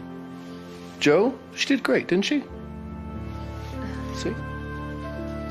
Andrew, what do you think the chances are of a special dispensation? Monica. I don't know. It's worth trying, huh? Because sometimes the answer is yes. So there was no book club? No. Just Friday afternoons with Tony. Daddy's old partner? How could you do that to Daddy? I'm not proud of it, Kimberly. But I forgave myself. I hope one day you'll be able to, too. How long did it last? A couple of years. Then your father got that job, remember? I know you were too young to remember, Chris. But Kate, you do. Joe and Tony had been partners for 9 years, and then one day Joe walks in and says he's got another job. For less pay, more work, and with a company he hated. That's when I knew he knew. That's when it ended. But you didn't say anything. We never discussed it. He could have left. He could have thrown me out. But he just kept on loving me instead. When you were born, Tony stayed with Joe in the waiting room.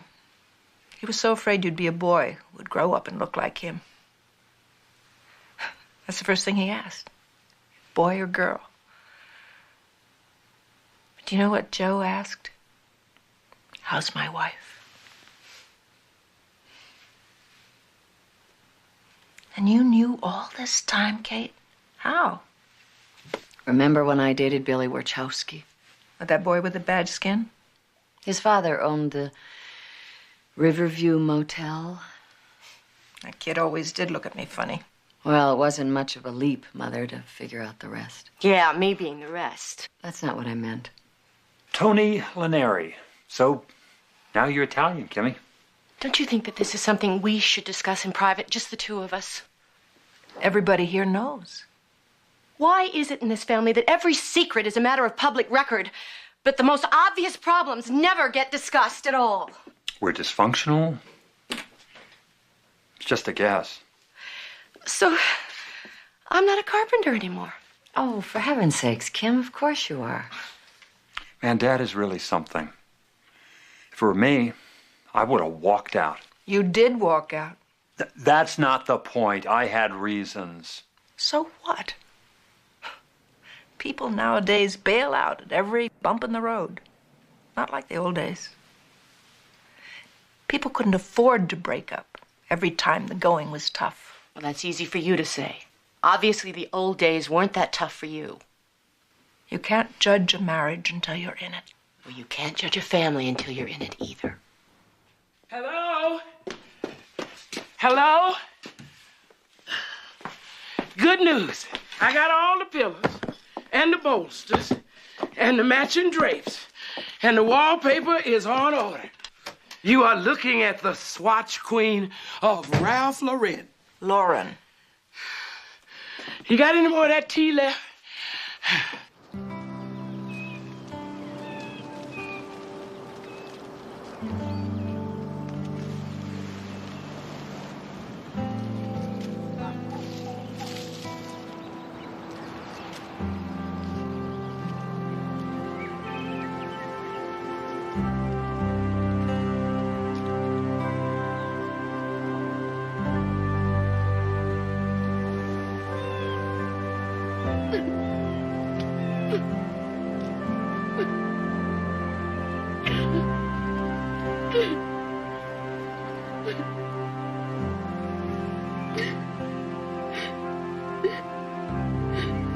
I was so young and so stupid and scared to death.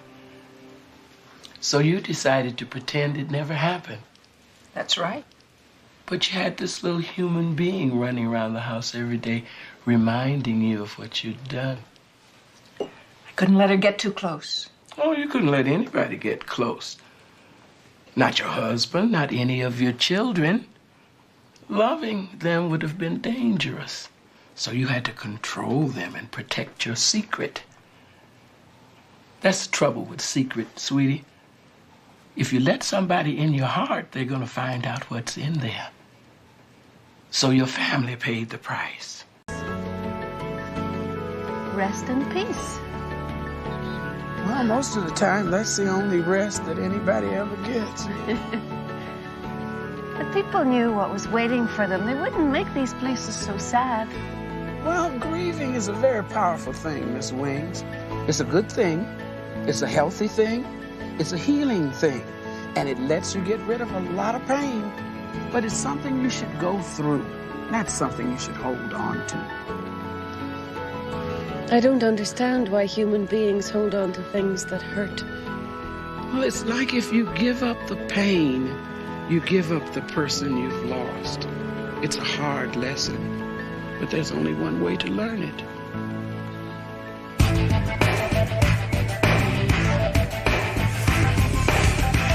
God is dead, hope has died. You said you loved me, but What is going on?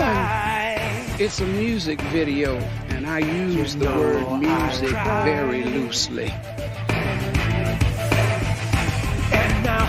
he my assignment? Oh, Tess, my first rock star. Yeah, and riding high, too. But the dirt is gonna crumble under those boots soon. And you need to be there when it does. You lie. You know I cried. Andrew, what are you doing to yourself? Looking good. Let me guess. Rock and roll is dead and the angel of death has come to bring us the glad tidings. Yes. This is John Mateo, someone of his biggest fans. Well, you're his silliest. Are you here on business? I don't know. I just got the call.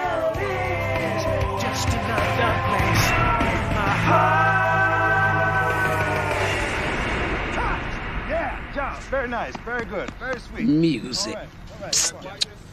Everybody ready? Let's do it one more. She's been a little bit cranky ever since the death of Swing. Yes, and I'm still grieving, so don't give me any trash, Mr. Halo Boy. All right, come on. All right, let's take it again from the fall in the grave, and this time I need more death. Okay? What is it, Andrew? Everybody ready? Let's do it one more time. Let's go. It just looks like there's going to be a lot more death ahead.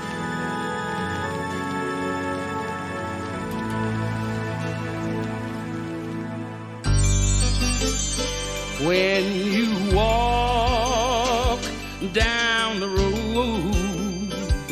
heavy burden, heavy load, I will rise and I will walk with you. I'll walk with you till the sun don't even shine. Walk with you every time. I tell you, I'll walk with you. Believe me, I'll walk with you.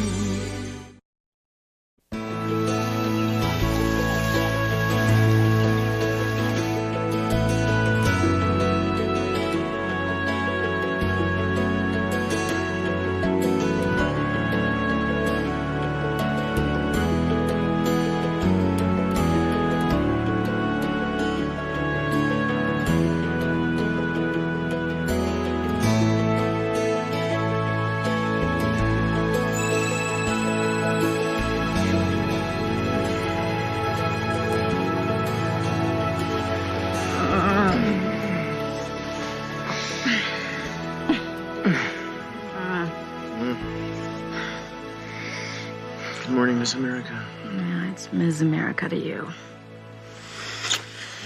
So I wasn't dreaming. I am married to the sexiest man alive. Yes, you are. You may thank me, and then you may kiss me. Oh, boy.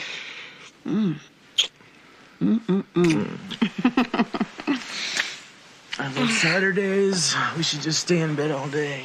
Oh, yeah. What about the kids? The kids can stay in bed all day, too. We'll call them on the phone. I'm sure Kathy and Solomon will love that. Am I doing her show tonight? Mm-hmm.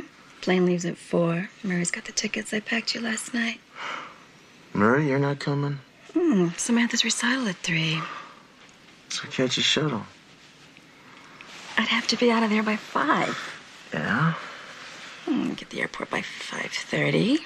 Shuttle leaves at 6:15. Get in about 7:20. I don't know. Do I love you that much? You flat out do. You told me so once in front of a whole bunch of people. Yeah, all your friends, I recall.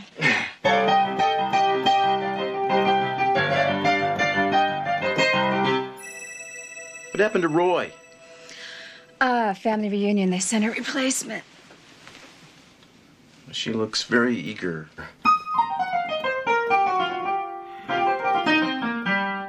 Hey. Come back to bed. We have time to play. Play? Yeah, much better.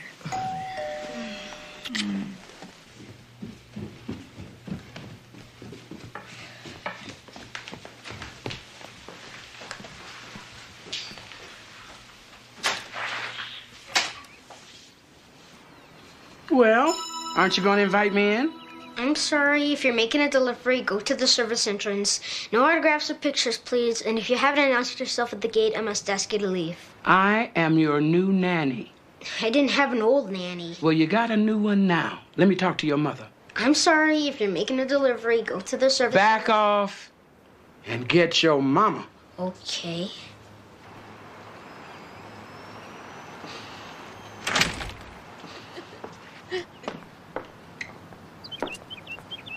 And what are you snickering at?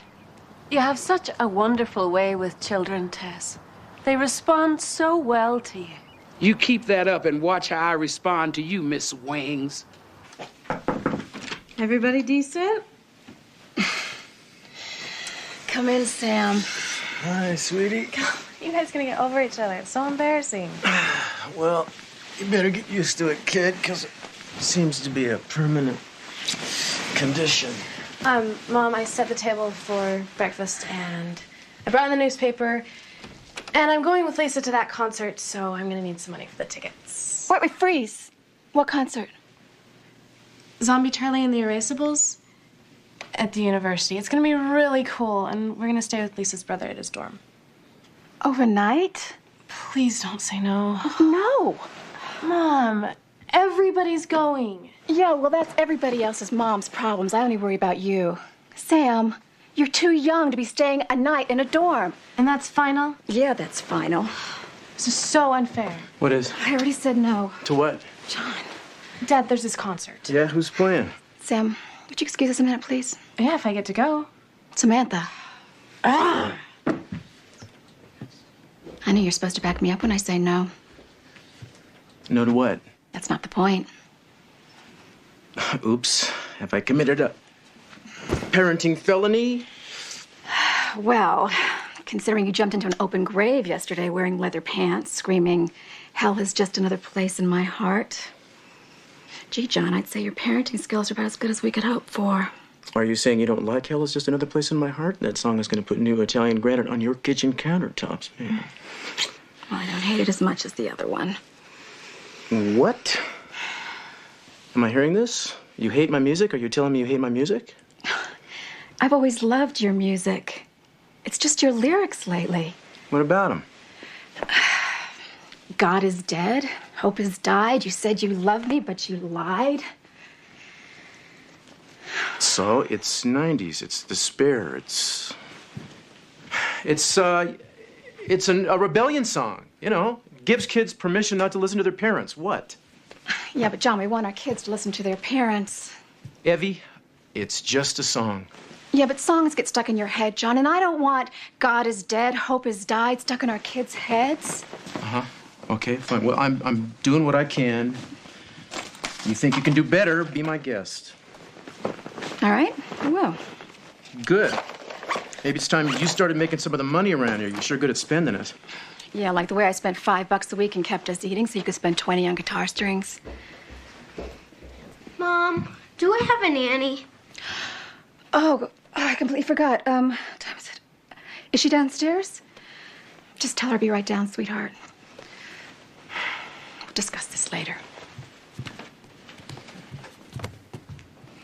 Is that a yes? Yeah, buddy. That's a yes.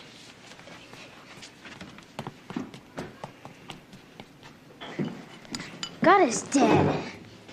Says who? My dad. Is that so? Well, I'd like to see his research. I am so sorry. See, you've met Dylan.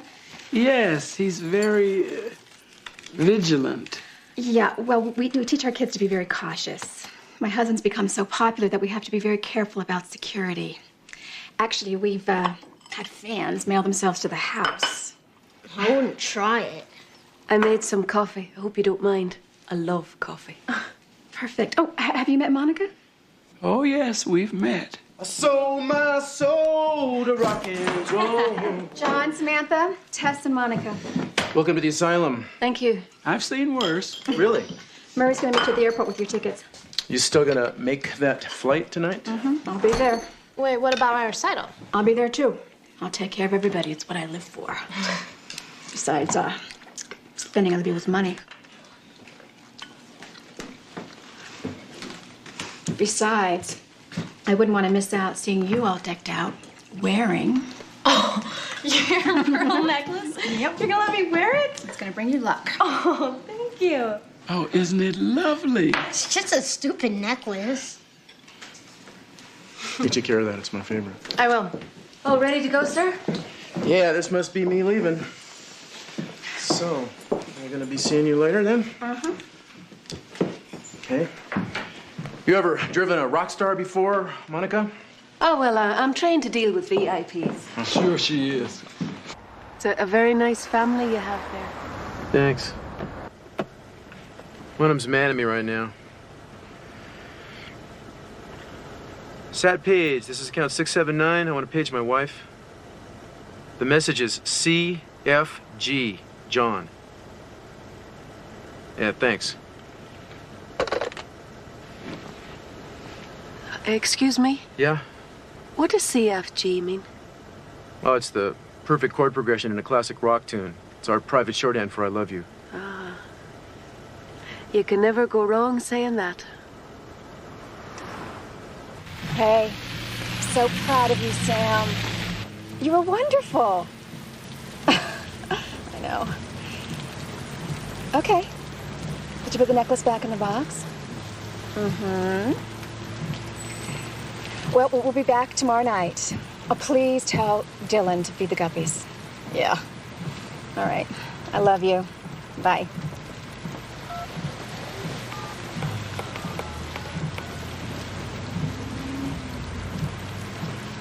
Yeah, hi. Count 679. I'd like to page my husband. CFG, back at ya, Evie. Uh-huh. Yeah, thanks.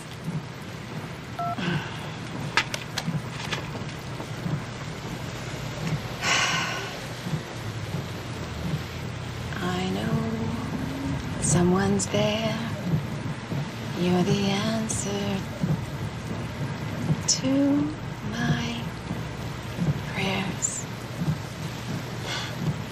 Congressman, thanks so much for joining us and answering these questions for your constituents. And we'll be back right after this. Where is she? Supposed to be here by now. You're on. Yeah.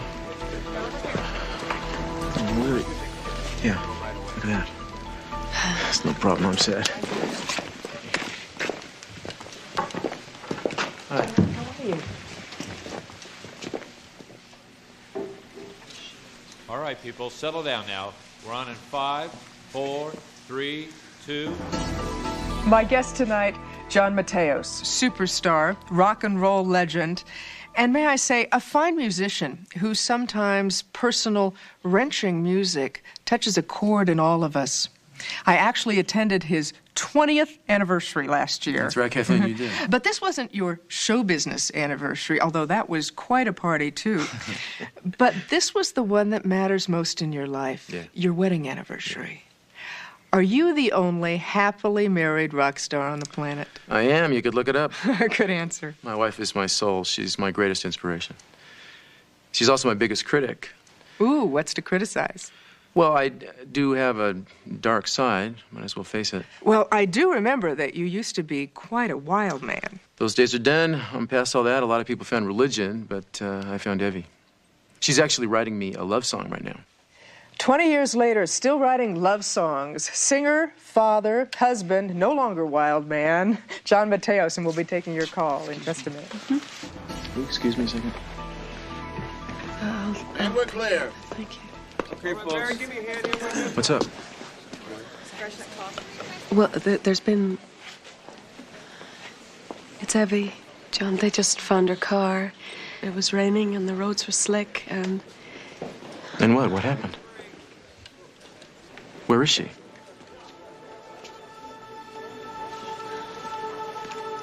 She's dead, John.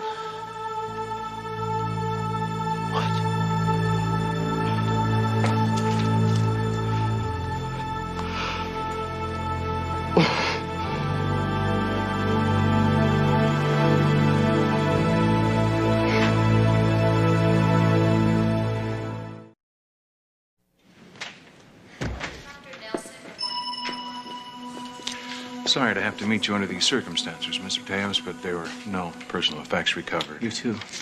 Sorry to have to put you through this. Where are you from? New Jersey. Great. It's a beautiful state. They got great audiences there. I'll wait for you outside, John, okay? Yeah.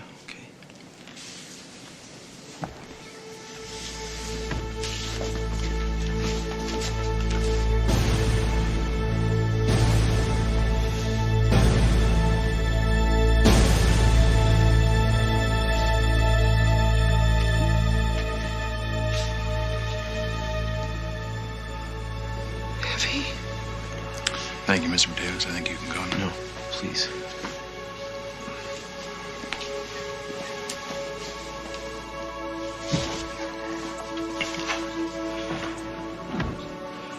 Baby, I'm so sorry about the things I said to you this morning. I thought we'd have a chance to kiss and make up. I wanted to hear your song.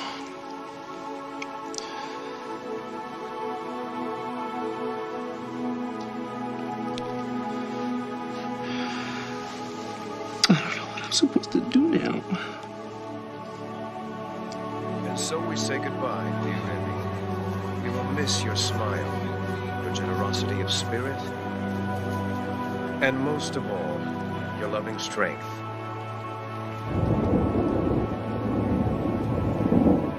Rest in heaven, knowing that Why are you still hanging around here? You're worse than a groupie. Oh, no. I'm still on call. I see. Well, we've got our work cut out for us.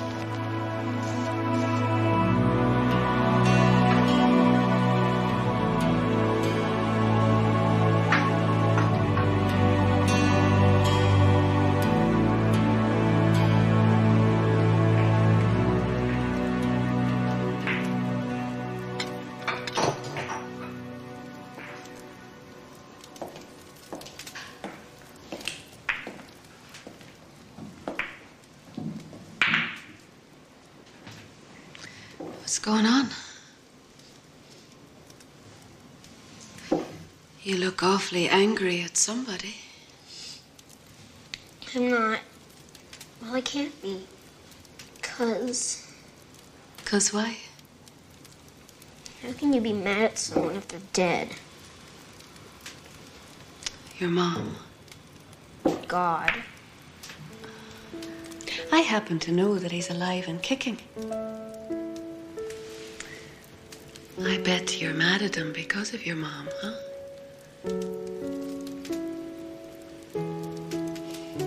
You could tell him. Write him a letter, maybe. You can't send a letter to heaven. Sure you can. You don't even need paper. You could write it with your heart. It's the dumbest thing I ever heard. You want to believe it, though, don't you?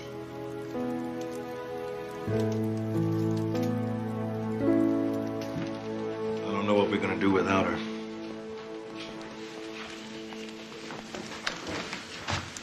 When are we back in the studio? Studio? Yeah, when are we back? Listen, John, I'm not just your producer. I'm your friend, okay? Uh-huh. I'm telling you, it's time to ease off, all right? Cancel all your session times. Yeah, but you can set it up again, right? Because I really want to go back to work. When? What are you doing tonight? Wait, you're going to work tonight? Yeah, I thought, I just might go in for a minute. If you need anything, Tess will be here, so... Dad, I can't believe this. I mean, we just... Sam, I'm not going far. I'll just be at the studio. Mom has the...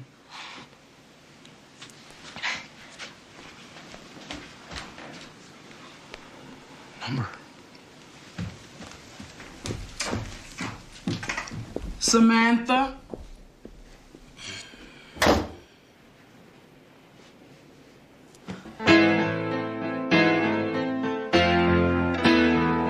Come on, guys. It's not that hard. John, look, maybe you'll be more inspired tomorrow. What do you say? No, we'll get this. 2, 3, 4.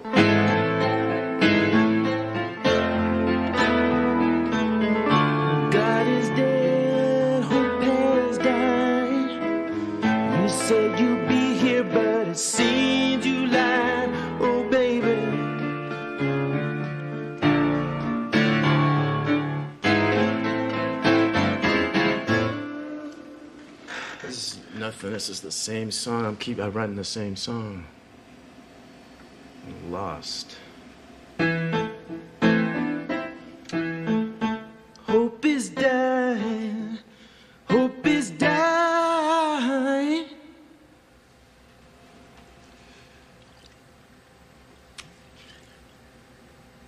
You guys think my music is too dark? Why don't you take him home? I've been trying for 3 hours. John, listen, why don't we pack it in for tonight and get a fresh start in the morning? What do you say? No, I'm fine, Marie. We're not leaving.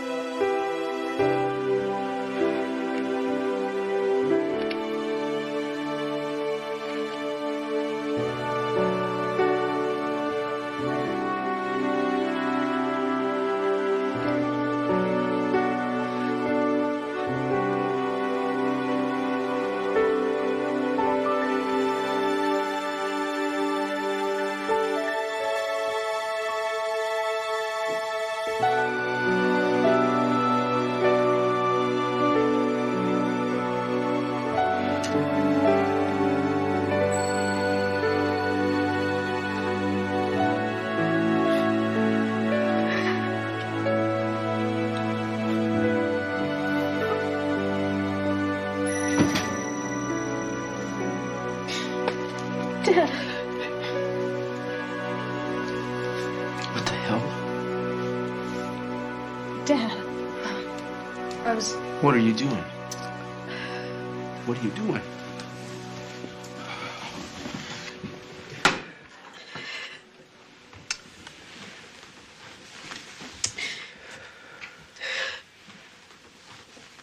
Doesn't belong to you. Take that off.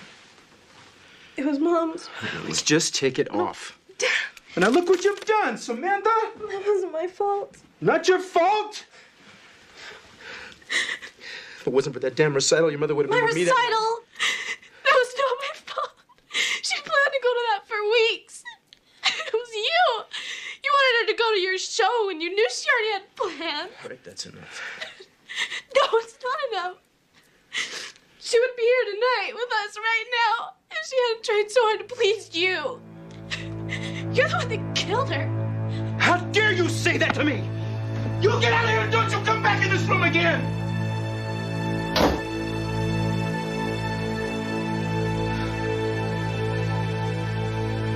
I need help.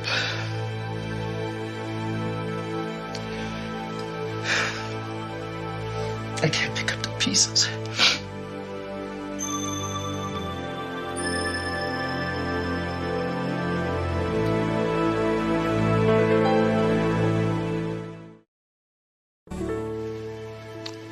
This is a beautiful letter. God loves good penmanship, you know. I figured. How does it make you feel? Okay, I guess. Not so sad inside. You know, when you write a letter like this to God and ask Him to keep your mother safe in heaven, you keep her safe in your heart, too. I wish she was safe inside my house. I know, baby. I know, but it's gonna be all right. It's all gonna be all right. Why do I have to do everything? This whole album is on my back. Nobody's helping me. Nobody seems to understand this is my life. Now, we're gonna stay here until we get it right. Does he do this often? Not in years. It's like the old days.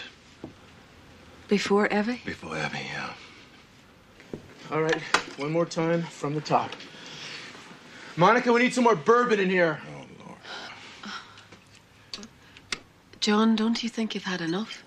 No! I haven't had enough! That's it. I'm out of here. Pack it up, guys.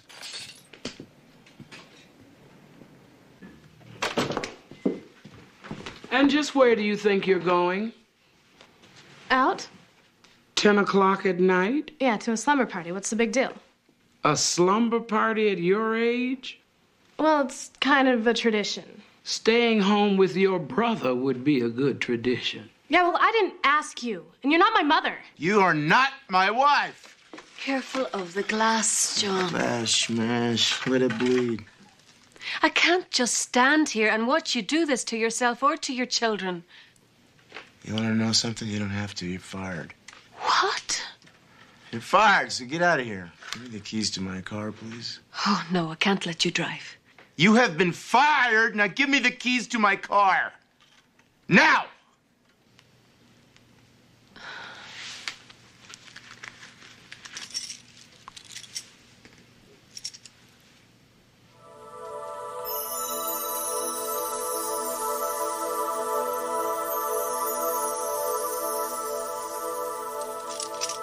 Thank you. Now get out. My mom said I could go the day she died, and I'm going. I'm calling your father. He'll be a big help. Nobody said anything to me about a slumber party. Nobody. Monica says when you're mad, you should write a letter to God. That is so lame. Well, lame or not, it would do you good. You'd be surprised at what he can write back. You gotta have good handwriting, though. You can write a letter for both of us, Kay Dillon. I can't reach your father. Well, that's Lisa. Her number's on the counter. Bye.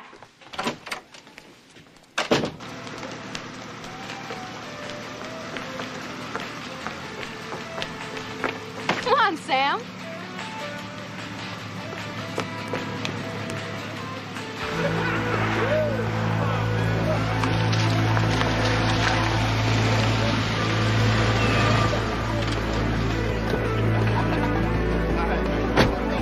What are we doing here? Are we going to the concert? Come on, Sam. You can't go to a concert without boys. Where are we going? What boys? College boys.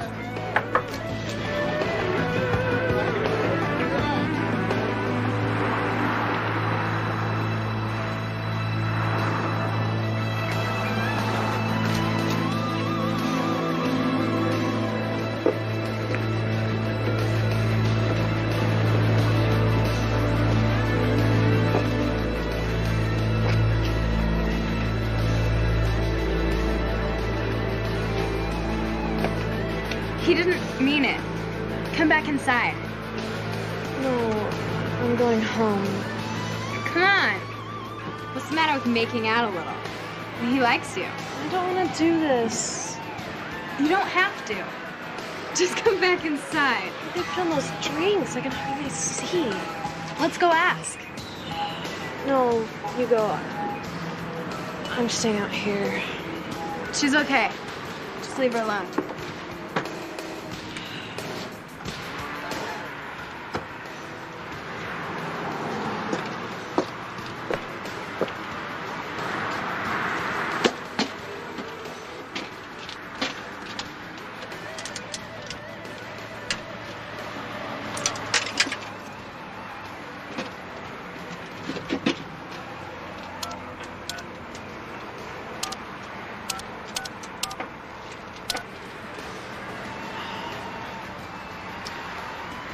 Hi, stat page.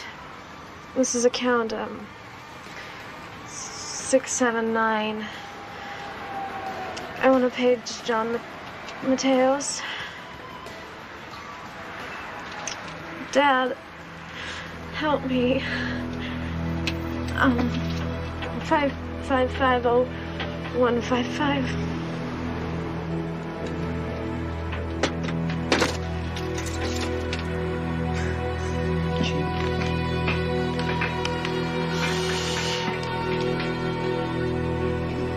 No.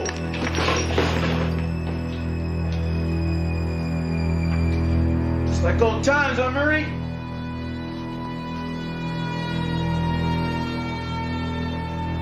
I'm gonna do the whole record without you, man. Take it from the top. Crossings.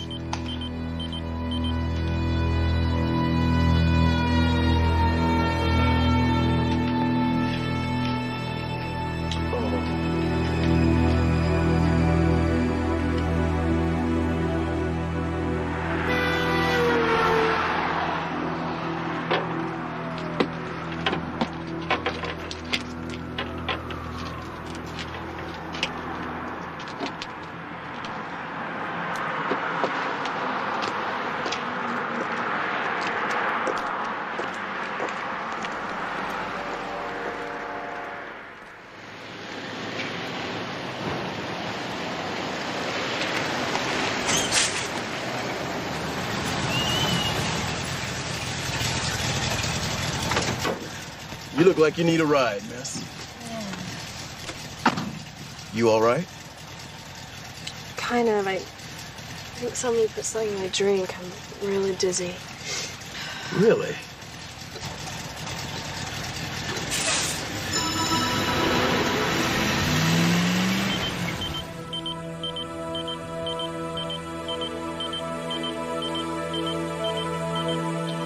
Whoa.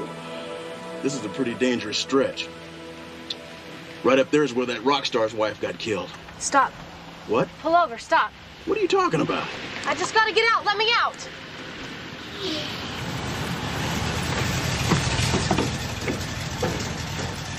But miss, I just can't leave. Just go. Just leave me alone. Go.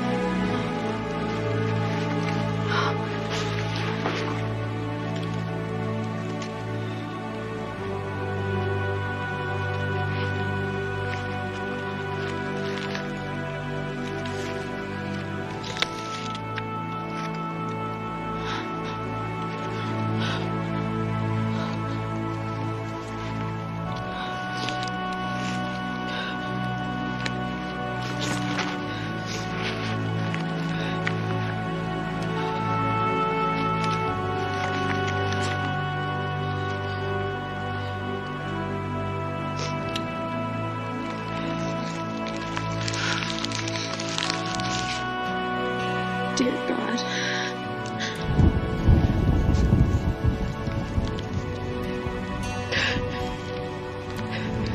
Who are you? I'm an angel, Smith. Are you gonna save me? In a way.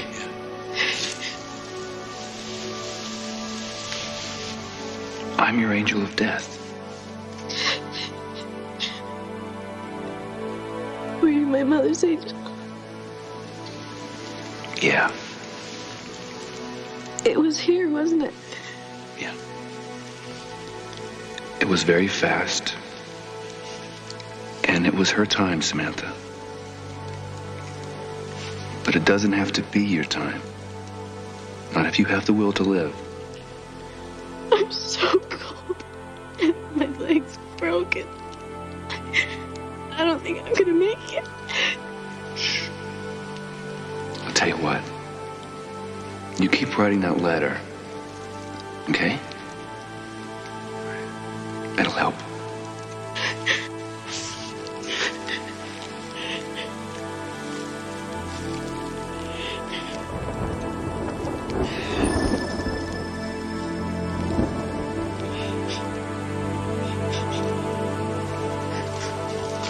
Aren't you getting a little close to crossing the line, telling her about the will to live? That's got to come from her.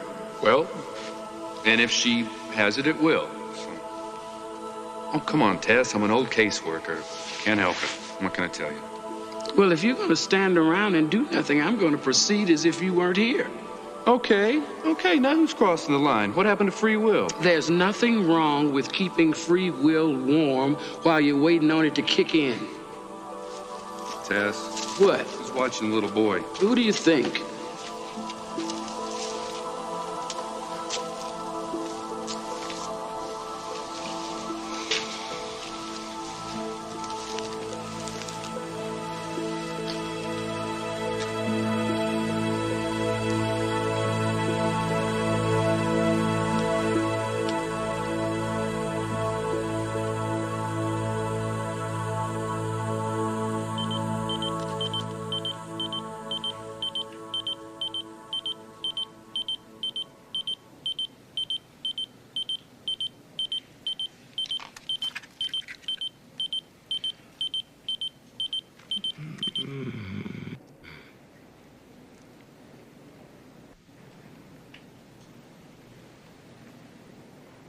Oh, God. Oh.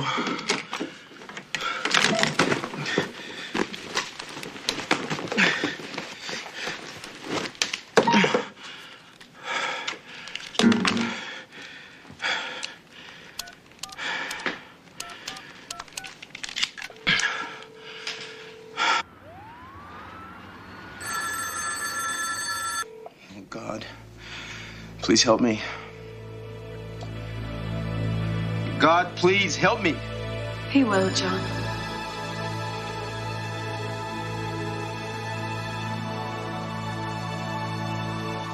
Didn't I fire you? Yes, I know. But you can't fire God. God is dead. Hope is not. God is not dead. He doesn't die just because you say so in a song. But a part of you dies every time you tell yourself that. This is a very bad trip. No, it's a very good one. And a very real one. I'm an angel, John. Sent by a very living God to help you live the rest of your life without Evie. It's gonna be a short one.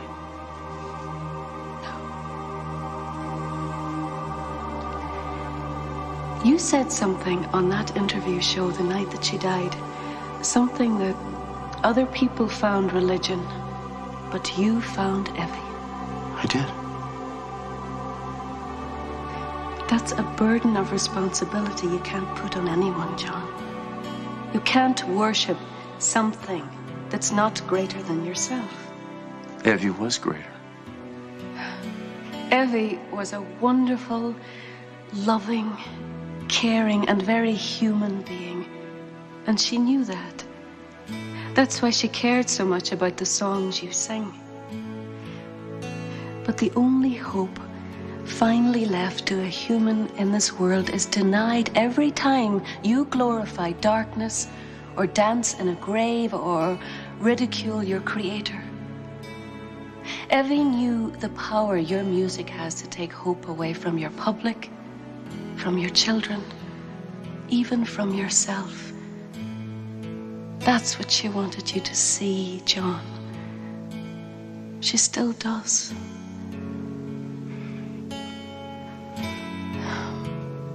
Her death is no excuse for the best part of you to die with her. You don't understand. Without Evie, I am nowhere. You're here, John, and you're alive. And God is alive. And He loves you. And He wants to help you and Samantha and Dylan, but you've got to let Him. You're all crying inside. And you're all crying alone. What you have to do now is all cry together.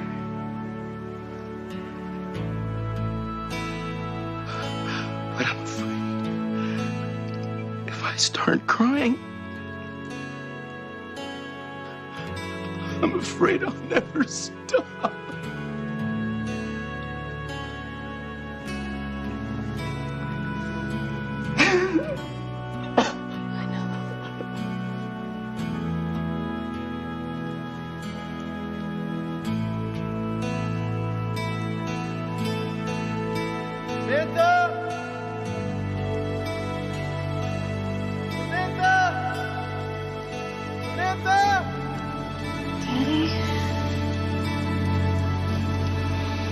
Daddy?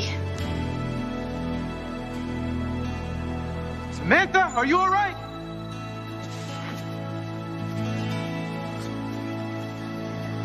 Samantha? Oh, baby.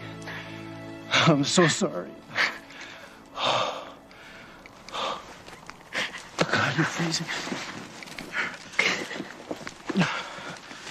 Are you all right? I think I broke my leg. I thought I was gonna die. Sweetie. I saw an angel.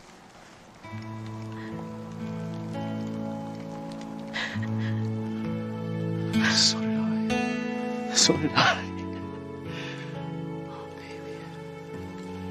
I'm glad you're okay. Let's get you out of here. What is this doing here? Evie wasn't here alone, John. Neither was Samantha.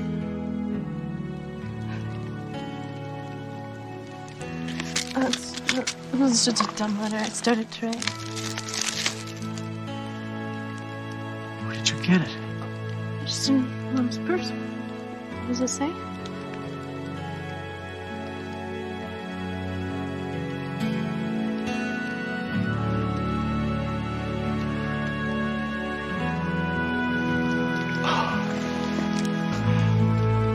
And these are the lyrics that we found that night. They were written on this envelope in her purse. And you say that an angel actually led you to your daughter? Yes, ma'am. It's amazing. And now, Ebby's song. John Mateos and his daughter. Samantha. Samantha. Come on, Sam.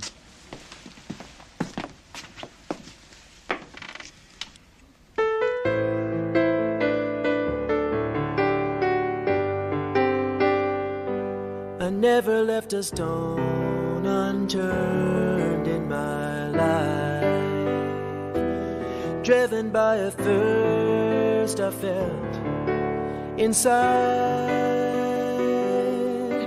but the faith that filled my cup when I suddenly looked up was the vision of an angel in the light.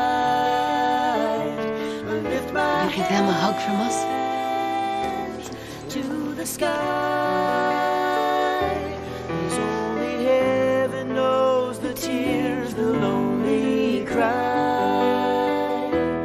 Now I know someone's there, and I see you're the answer to my prayer. Yes, I see you're the answer to my prayer.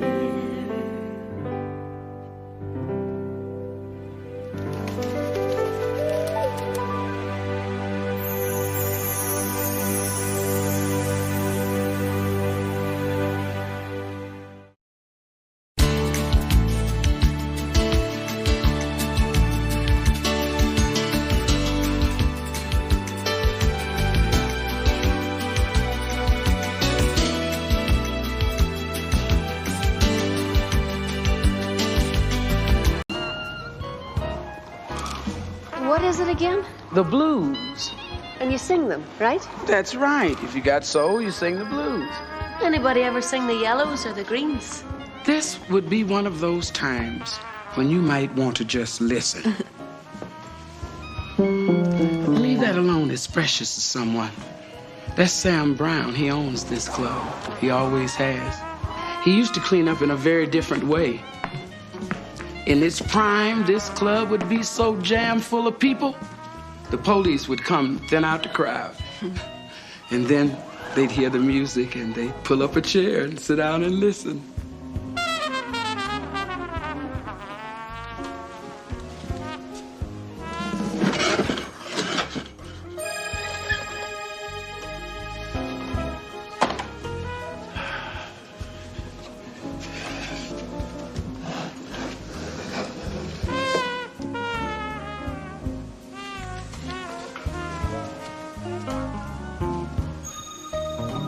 All of that must have been a long time ago.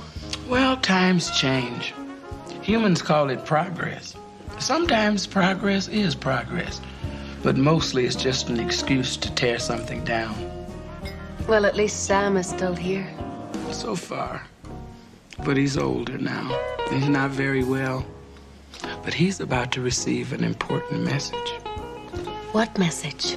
Well, since it's his message and not your message, Miss Wings, I wouldn't worry about it. You got your halo full just trying to get him ready to receive it. Hello? Grandpa Sam? Isaac! Zach, Grandpa. Zach. Isaac, you're early. I'm not early. I'm right on time. You were supposed to meet me at the airport, remember? No. Yeah, we talked about this last night. We did? All right, never mind. You see, Grandpa, this is why we can't have you live by yourself. Today, you forget the airport. Tomorrow, you forget to eat. The next day, you take a yellow pill instead of a blue one, and then we got big trouble. You made it back for open mic night, huh? Monday, Yeah. right. Good to see you, Isaac. It's good to see you too, Gramps. Come on, let's get something to eat. It's open mic night, you know. Yeah, I know. Zach is a man with a mission. If he completes his mission, you won't be able to complete yours. Preparing Sam for a message. What did you say the message was again? I didn't, and don't try that on me, Angel Girl. Just keep your heart straight and your eyes open, and you'll know exactly what to do. Yes, ma'am. There is one other thing, though. You don't get stage fright, do you?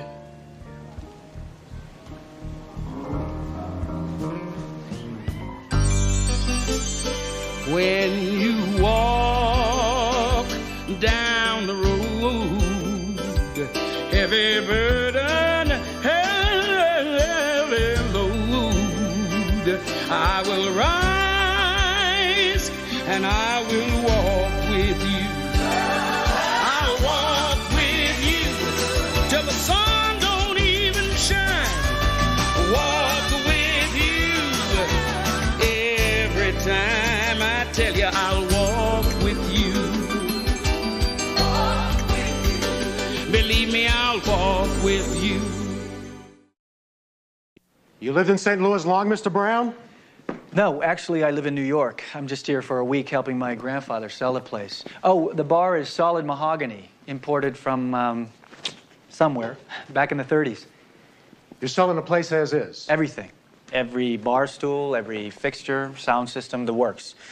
You guys in the nightclub business? No, we're in the parking lot business. Oh, well, it's a great location for a parking lot. Excuse me? May I help you? Oh, yes, thank you. The agency sent me about the job. Why don't you gentlemen just look around? I'll be with you in a minute. I'm sorry, there are no jobs here. We're closing the place down. Oh. Are you Mr. Sam Brown? Oh, I'm Sam Brown. Excuse me, gentlemen, I'm sorry. The place doesn't open till 7. Hello, Mr. Brown. I'm Monica. I'm here about the MC job. Are you crazy, Grandpa? You're not going to make enough to pay an MC. Well, you can't have an open mic night without a mistress of ceremonies. Do you really need an open mic night at all? We haven't missed a Monday in 40 years. It's what's kept this place alive. For heaven's sakes, you were born on open mic night. I really don't think. I know that. Other than that, you're a fine boy. Have you met my grandson? Not really. Probably just as well. Now, let's talk about the job. Excuse me. Monica, is it? Nothing personal, but my grandfather and I need to talk business. We are talking business. I'm auditioning a new MC for open mic night. Fine. Have it your way. What's the point of having your own place if you can't have things your own way? That's what the place is for. I have a feeling those men are here to buy me out. Yes, sir, I do believe you're right. I'm not selling.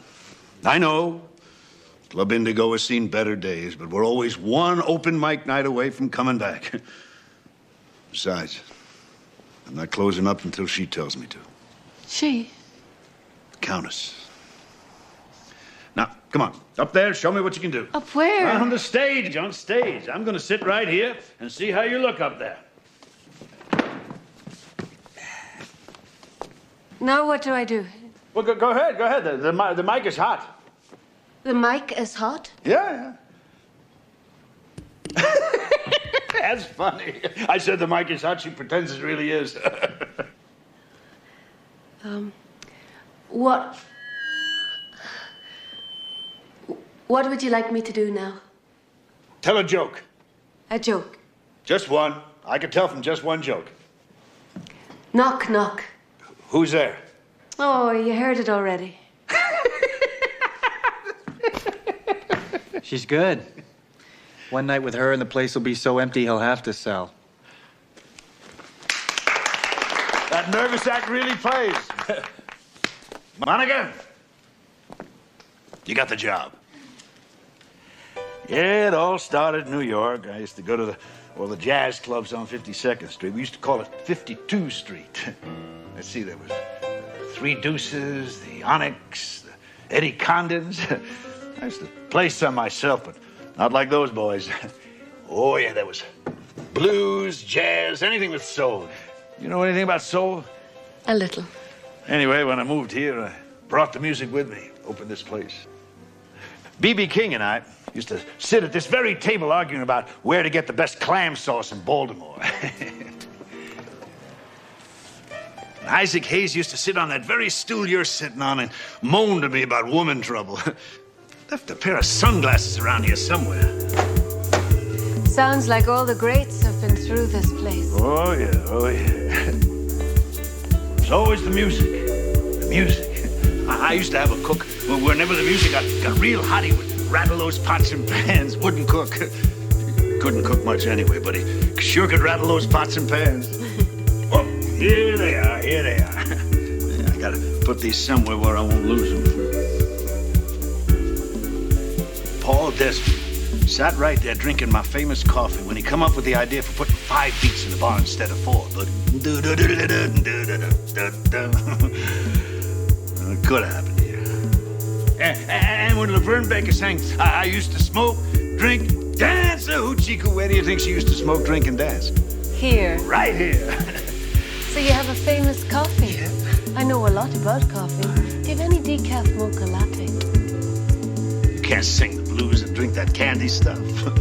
We're gonna turn you into a Java girl. Who left this laying around? That's B.B. King. B.B. King and I used to sit at this very table, arguing about where to get the best clam sauce in Baltimore. Nice guy, B.B. King. Sends me a Christmas card every year, birthday card every spring. He left a pair of sunglasses lying around here somewhere.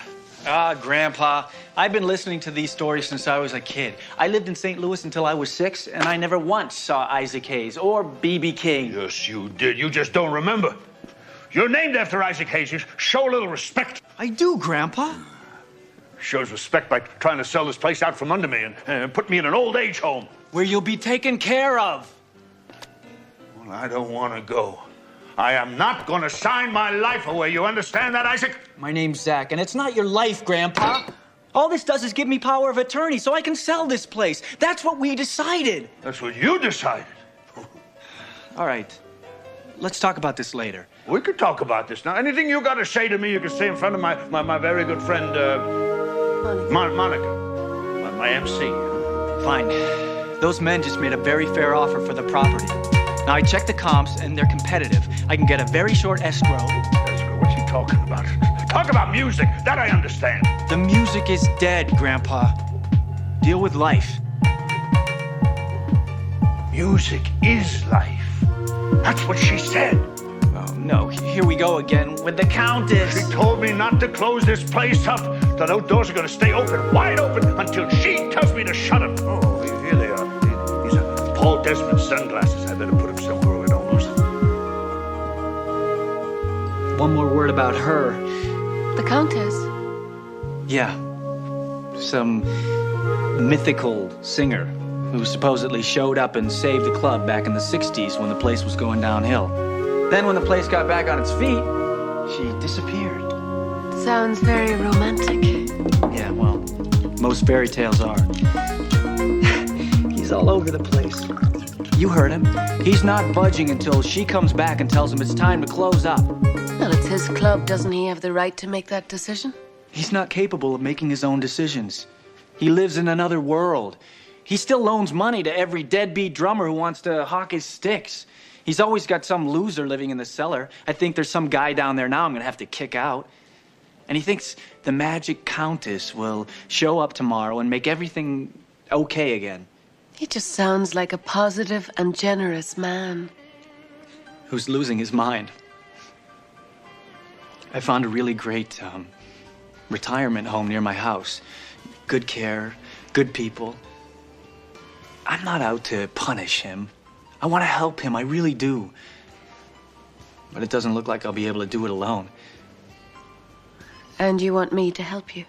Well, for some reason, you're his new best friend. Tell him to sign the papers. You said it was a nice place? The best. Please, help me. Before something happens. It's okay, it's okay. So, what do you think?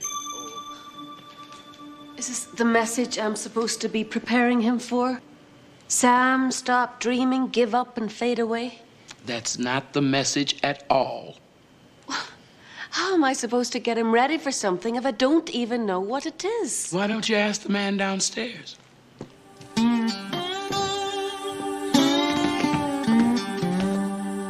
Andrew, so you're the man living in the cellar? Yep.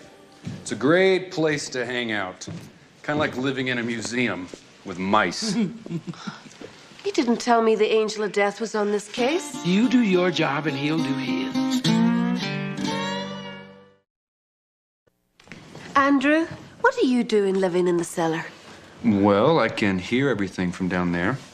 And I found out that Tuesdays is blues days, and Wednesdays is jazz, and Thursdays is karaoke. But that's okay because I've got a really good set of earplugs. Are you here for Sam? Yeah. I'll be taking him home pretty soon now. And what am I doing here? Why am I always the last to find out? Now, you just calm down, Miss Wings. Well, that's the message he's going to get, isn't it? You're going to die? Everybody gets that message, but I got a message for you. What? Work on your timing. Those jokes stink. So, I'm supposed to help keep this place going, then? This is going to be Sam's last open mic night, and you're going to see that it's the best ever.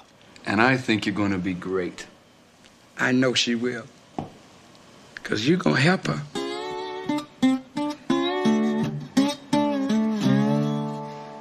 Hello? Oh. The Angel of Death is on hold. I hope that's the Countess you're looking for. Actually, I'm way ahead of you. I'm on with the Musicians Union. I was hoping maybe they... Hi, yes. Hello, okay, thank you. I am looking for a singer who was very, very popular in the 1960s. No, ma'am, I don't have a last name for her, but I know they called her the Countess. Yeah, sure, my name's Andrew. Well, actually, I don't have a last name either. Hello? Okay, all right. This three-dimensional living is very, very limiting. Come on, we don't have much time. Right, and I will go see who else I can find. Andrew, just calm down. Remember, we're looking for anyone who played the club. Jazz, blues, funk, B&R. R&B. And nobody says funk anymore. Oh, we were just... We? I was just looking. For what? For the Countess. An address, a phone number, an old news clipping. What? Look, she's probably 90 by now, if she's alive, or if she ever existed at all. Why is she so important to you all of a sudden? Well, we want to throw a party for your grandfather here at the club. What, one knock-knock joke and you're making decisions around here? We're going to invite all the people from the old days. There are no people from the old days, okay? Just a bunch of old signed photographs that he probably bought at a flea market. Maybe he even signed them himself. Hey, I asked you to help me bring him back to reality. And instead, you're going into his fantasy. Zach, I know this may be hard for you to imagine, but your grandfather used to be your age. He had a mind that was strong and a heart that was even stronger, and he had dreams, most of which he made come true with just hard work and faith. But now he has only one dream left. And whether that dream makes any sense to you or to me, it matters to him. Isn't that enough? No. What matters is that I get his life in order so I can get back to mine. Now, if you don't want to help me with that, that's your business. But just don't get in my way.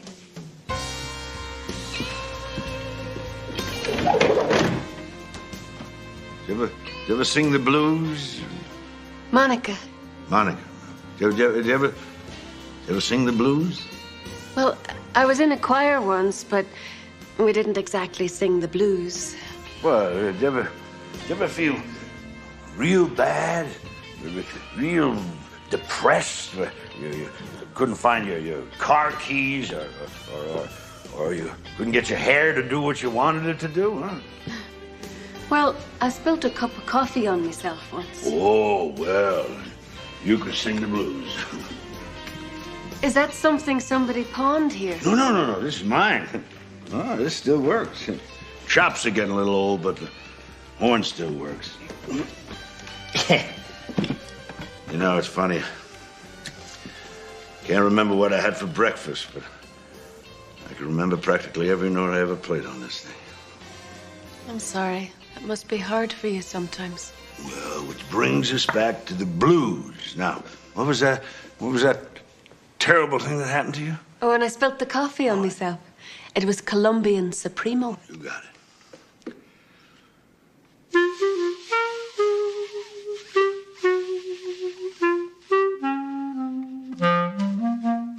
Knocked over my coffee, but what a lesson I learned.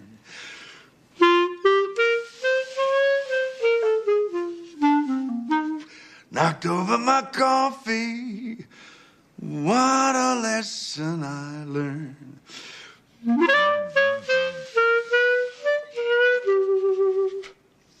You better be careful, or baby, you can get burned. Oh, yeah. Oh, that was really blue. Now you, come on. Oh, no, I can't sing. Come on.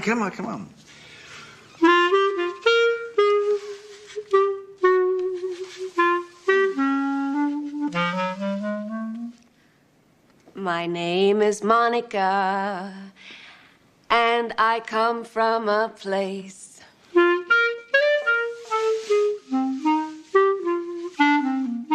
My name is Monica. I come from a really different place.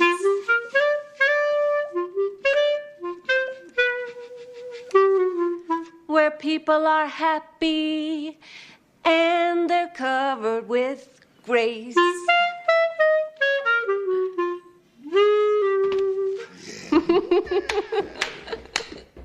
Hey, is that a clarinet or somebody mashing cats in here? Is that Al? Sounds like Al. Hey, Al. How are you, buddy? What brings you here? Well, I was in town, and Andrew found me and invited me over. Andrew? Yes, sir. I'm the guy that lives downstairs. Really? What's it like down there? Oh, it's great, Mr. Brown. Thank you. Oh, Al Giro, this is Monica, my MC for open mic night. Hi, Monica. Any friend of Sam's is in big trouble, so I'll watch out for you. Okay. Hey, Gramps, I just got a call from the investors, and we got a... Oh, I'm sorry. I didn't realize you had company. Isaac, come on over here. I want you to say hello to your namesake, Al Giro. Hi, Isaac. I thought I was named after Isaac Hayes. You were. Isaac Albert Brown. Oh, wow. Hello. Nice to meet you. Yeah, I think we met before, didn't we, Sam? Of course, you babysat him. You and B.B. King. B.B. Nobody wanted to give you a bath because you hated it, so you'd scream and scream. Yeah, remember? we gave you a bath anyway, and we even sang a little duet for you thought it might calm you down. You just screamed louder. I don't remember anything. Well, you sure grew up, man. You know, Aretha and I had a bet. She figured the way you screamed, you were sure to turn into a singer. Ah, he's a civilian. Well, I guess Aretha owes me $1. Aretha? Aretha Franklin knew me? Don't you tell him anything? I guess hearing it from me is harder to believe. I don't know. Come on, we got a lot of catching up to do. Man, check this out. This was the night Sonny Rollins and John Coltrane arm wrestled over there at that bar. Who won? Coltrane, 3 out of 5. Mr. Brown, look, over here, I found it. Look, all right, at this table on May 22nd, 1966, I fell in love with Mary Ann. I remember that. And then 6 months later, they were married right over there at the bar. Wow. A lot of love in this room. You feel like a cup of coffee? I feel like a cup of coffee. I'm gonna make some coffee. Mr. Giroux, at the risk of being forward, could you help us put on a show for Sam? We'd really like to surprise him. We just don't want him to feel forgotten, you know? They have this crazy idea that we can get some people from the old days back here. Hey, it's not so crazy. Got me back. My grandfather's not well. I'm sorry, but with all due respect, the last thing he needs is to get excited about this place. I mean, he's going to a rest home. How could an evening of jazz and the blues and funk make him feel anything but alive? To feel alive is a good thing. Some people could try it. Oh, baby, we don't say funk no more. Do you think you could call the Countess for us? The Countess? Wow, I hadn't thought about her in years. Where is she? Anybody know where she is? Wait a minute. Wait a minute. You mean there really is a countess? Well, you better believe there's a countess. Oh, she saved this joint during the 60s, man. Okay, there she is, okay? Man, look at her. Everybody called her the Countess, but Sam called her something else in private.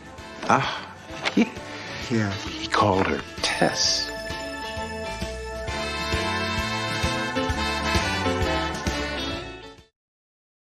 So the Countess is Tess. I think I'm beginning to understand. That's the message. I always thought the Countess, Tess, is it, was just another one of my grandfather's fairy tales.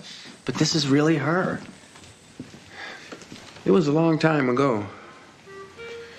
It was a bad time for blues. I don't think I've ever seen Sam so low. By the 60s, Sam was tapped out. He'd made too many loans, given too many advances, trusted too many deadbeats, and the club wasn't drawing much of a blues audience, because by then the whole world was listening to rock and roll. Boy, this was a tough time for Sam. When he couldn't borrow any more money, he decided to close down. But by then, it was too late. What's wrong, Grandpa? His wife had left him. Oh, nothing, Zach, nothing. Everything is copacetic. Copa what? It's an old word somebody made up to mean real cool. I'm hungry. Where's Grandma? Listen, Zach, your grandma told me to give you a big hug and to tell you that, she took a train to New York. Are we going to the World's Fair? Sure, why not? All of us? No. Just you and Grandma. Who's gonna make you dinner? Say, you're right. It's time to eat. Why don't we head next door? We'll go to that rib joint. We'll get us some, I got money, Grandpa. Grandma gave me some for my birthday. See? A Kennedy $50. Brand new. But that's yours. You keep it safe for me, like you do other people's stuff. Sure. Hey, tell you what. I'm gonna take you into the kitchen and gonna whip you up some eggs a la Sam Brown. What do you say? Huh? Thanks, but I'll go watch TV.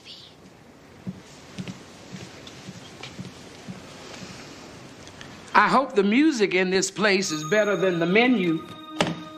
Who are you? A music lover. This is a blues club, isn't it? Not for long.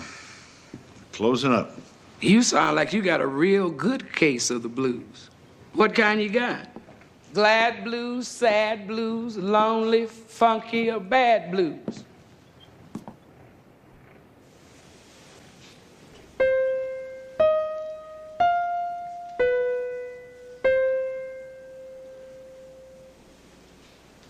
You ain't been blue. No, no, no. You ain't been blue till you've had that mood indigo.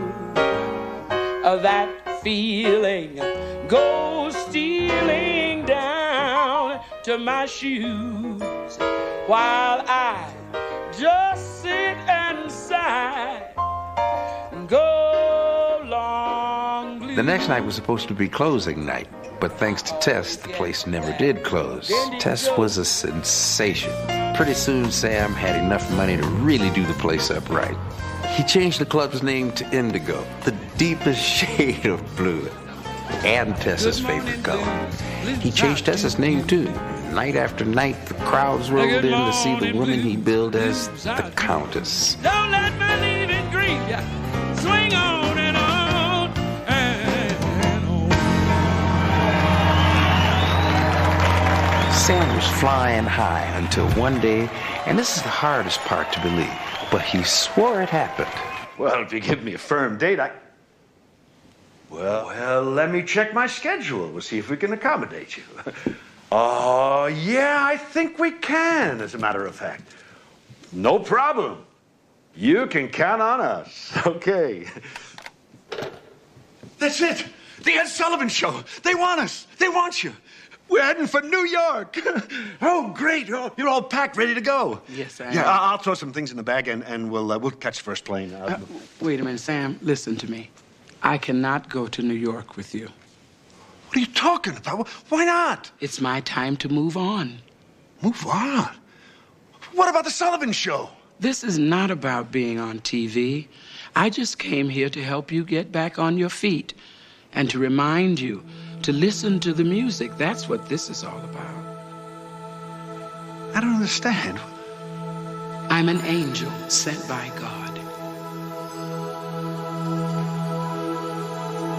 To a nightclub? To a good man who has a job to do. Angels come in all colors, Sam, not just indigo. There's love here, Sam. And you share it with everybody who walks through that door. You feed them with your own soul. With music, understanding, encouragement. And God wants you to keep these doors open. Not just to keep the music going, but to keep the people going, no matter what anybody else says. God sent Moses to the promised land and Joshua to Jericho. And he's telling you to stay put because you're a leader too. Stay put? You remember that old song by Duke Ellington, Do Nothing Till You Hear From Me? Well, that's going to be your theme from now on. Just hang in there. Now, there are going to be hard times. War, money problems, and something called disco.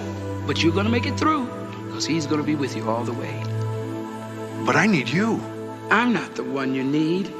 He just asked me to come and bring you a message. I'm going to love you like nobody's loved you. Come rain or come shine.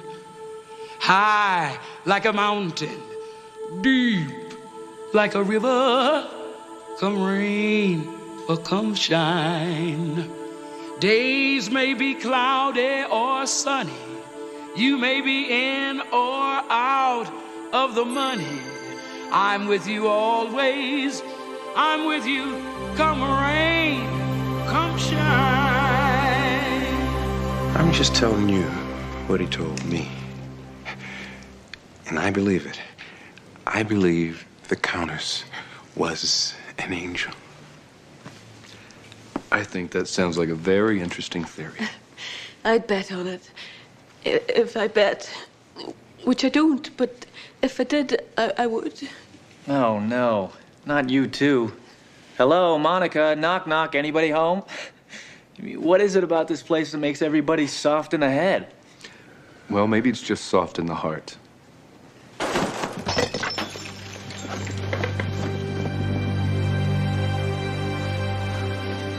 Grandpa!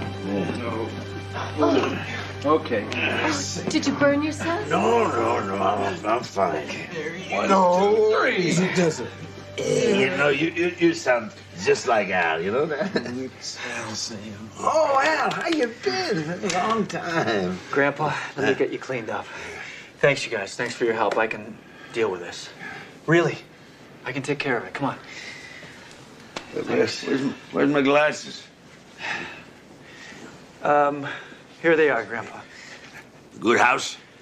Good house? It's open mic night tonight. I hear Al Hurt's in town. He might drop by.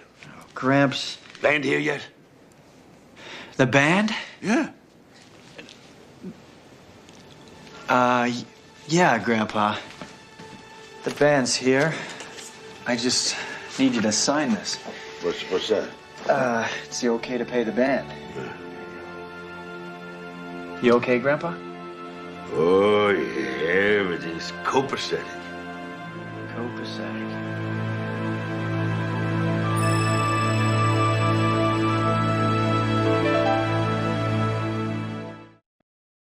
Yes.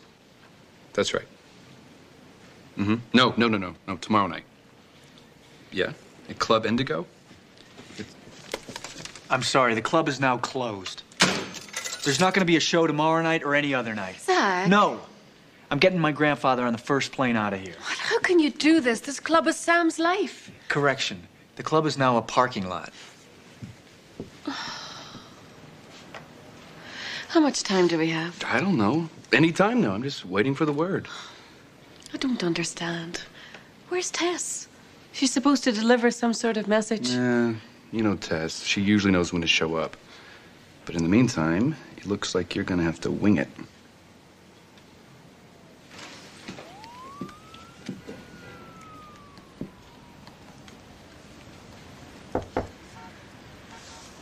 Are you still here? Zach, this is where your grandfather belongs. Don't you understand? He is not well, okay? And he's getting worse by the minute. He needs medical attention. And if I don't sell this place, I can't pay the expenses. He won't need money where he's going. What are you, a doctor? No. I'm an angel. Oh, I see. Well, that's great because you weren't really cutting it as an MC. Oh, Zach, you're doing all the right things in all the wrong ways, and God has sent me to tell you. Man, my grandpa has had a lot of nutcases walk in here, but I never saw you coming. Everyone that ever walked through these doors was welcomed by your grandfather's love and respect. All the musicians and wanderers, the winners and the losers, and the nutcases. And yes, even an angel or two. Like me, like Andrew, like Tess.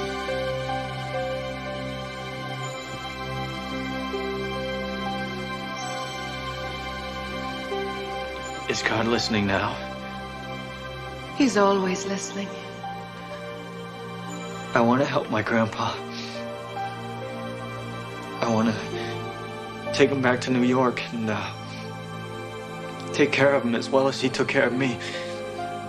Of course you're concerned for his safety. But God is concerned about something else. You see, he has a message for Sam. Now, I can't tell you what that is yet, but I have the faith that it will be worth waiting for. And you have to have faith, too. But I think faith has almost killed him. No. It's his faith that has kept him alive. Because he's hung on to it no matter what. He wants to pass that on to you. Just like that old Kennedy $50 he's been keeping safe for you all these years.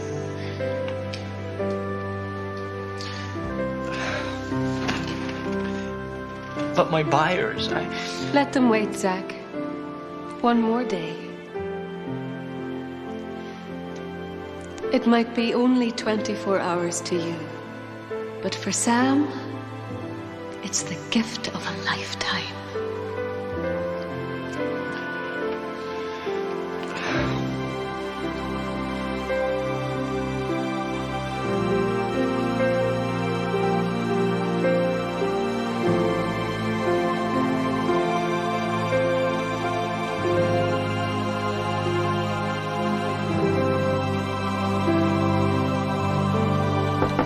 Grandpa, let me help you with that. Yeah. Just wash my hands. Can't do a thing with them. You used to do this for me, remember? Yeah? Yeah. You were the one who taught me how to tie a bow tie. I did? Sure. I knew how to tie a bow tie before I knew how to tie my own shoes. You don't wear lace-up shoes with a tux. I told you that. I know. Patent leather pumps, just like Duke Ellington gave you. I thought I saw him before. Duke's out there, isn't he? Can't say, Gramps. We got a full house? Listen to me, Grandpa. Even if I was the only one in the audience tonight, the house would still be full of love. Okay? So don't mess up my tie. Showtime, gentlemen.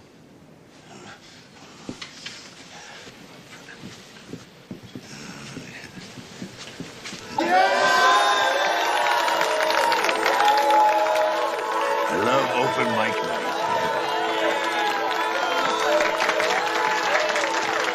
Hey, we got a full house, folks.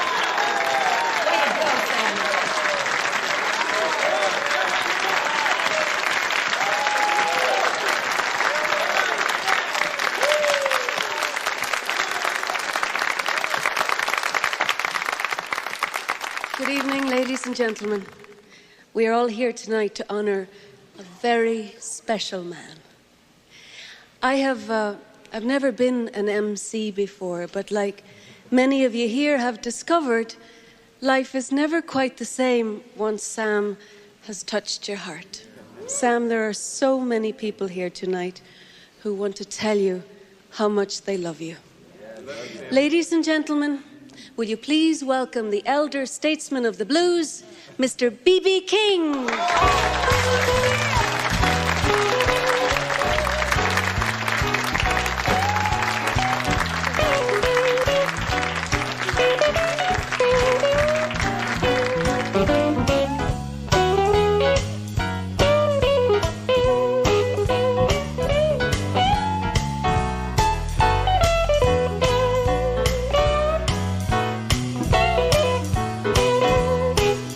You know, I'll never forget something Sam told me once.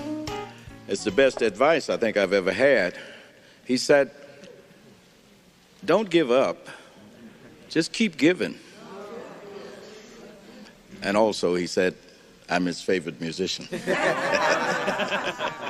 Ladies and gentlemen, please give a very warm Club Indigo welcome to the incomparable Dr. John.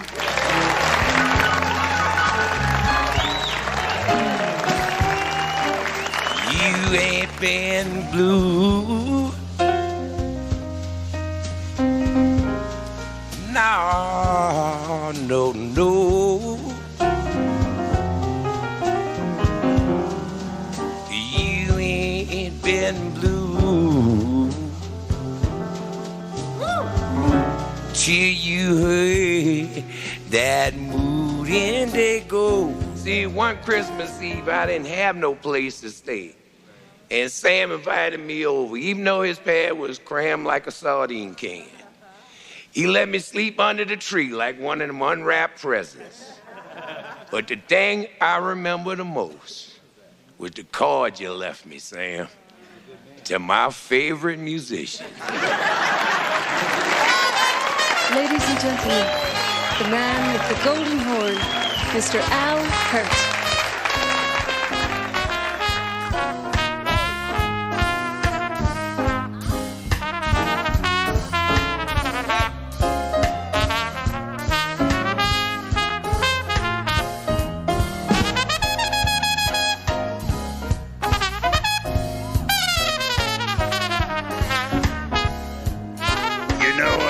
Most people don't know this, but Sam and I were in the Air Force together.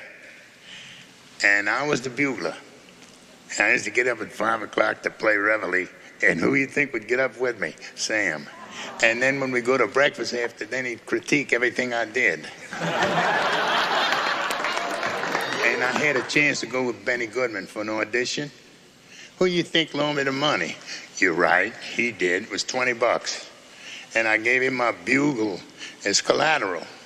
Give him back his bugle. 50 years is a long time to dust. 50 years. You need to polish this sucker. I want to ask you a question. This is serious now. Sam, who is your favorite musician?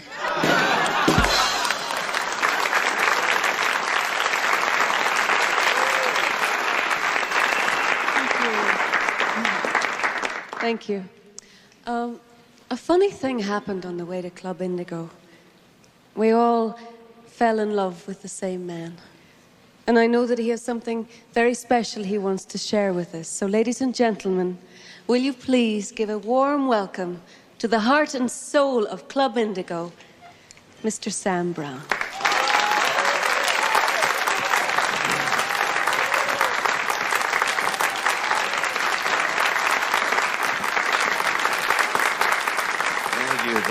Thank you. I know this club has been a big part of all of your lives. Well, let me tell you, it's been my entire life. Every happy memory I ever had came to pass within these four walls. But it's not just my memories that count. It's yours too, and yours, Al, and BB, and Mr. Bugler Man, yours too, and the good doctor also, yours too. Because you know what we're gonna remember? We're gonna remember the music that we made here together. Club Indigo is never gonna be what it once was, but that doesn't matter. Because every time you guys go out on a concert tour or into a recording studio, you take a little piece of this club with you. And you're the guys who make the music live on, even if this club can't. No, that's all right. Don't feel sorry for me. This has been one great gig, man. One great gig. You know why? Because I had an angel watching over me. Yeah. And you know what she said? The angel said to me, "It's going to be good times, Sam. It's going to be bad times. But the good Lord can use you all the time." Yes, he can, baby. Yes, he can. That's the Countess. She's back. I'm gonna love you like nobody's loved you. Come rain or come shine. Hey, Grandpa. I'm sorry. For what? For not believing you. I mean, this is amazing. It's the music. You feel it? Yeah. I don't want it to end. I don't know, this may sound kind of crazy, but maybe I can move here, you know? Help you run the place. What do you think? Come rain, come shine, whatever. He was there. Good boy, Zach. He's with you, Sam, baby. Isaac. Come rain, oh, come shine.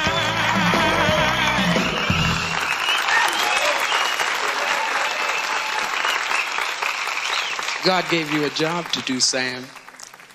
To keep these doors open and to keep the music going.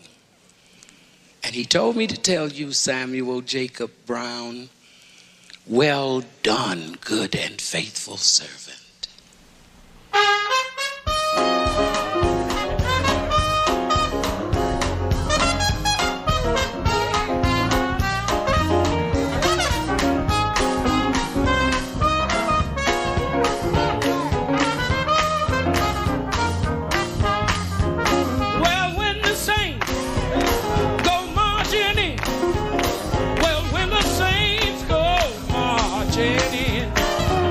I tell you,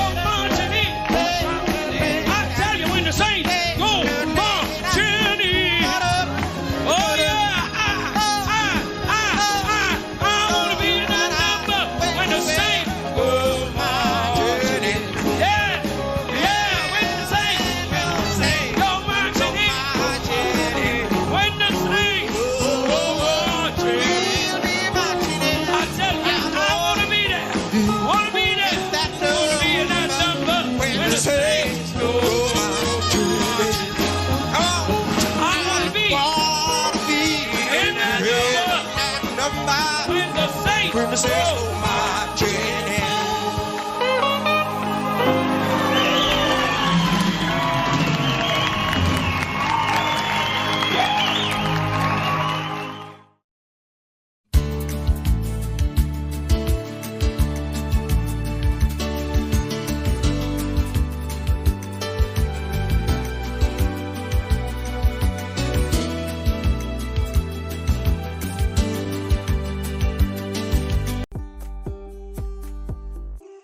Ê, tôi bảo có một cái ad tên là đây rồi, sổ tên là rồi người theo dõi đéo gì ấy. Đây Adelaide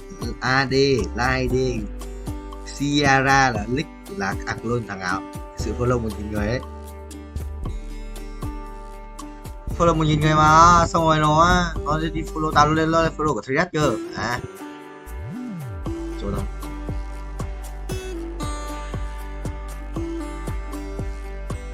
tổ à mình tao thì sao thì sao tao chỉ Facebook cho điện thoại thôi, lúc ấy ông là ly hôn rồi tại Facebook cho điện thoại là mày em đấy là đến tận hết một kỳ rồi tao mới mua điện thoại nhỉ, chứ cái tao còn yes tao bánh sáng thế đấy Free Fire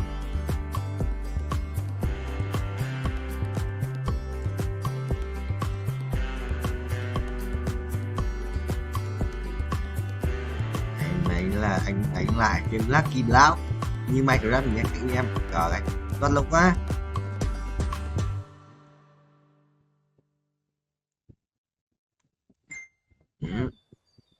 Hà Châu à. Không em.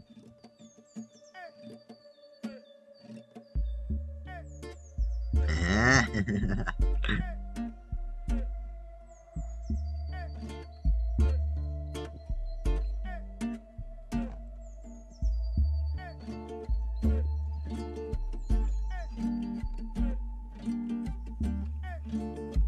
À, sợi dây công ty. À. Chôn nhỉ, chôn bữa điên. Mai Dalin cái phết.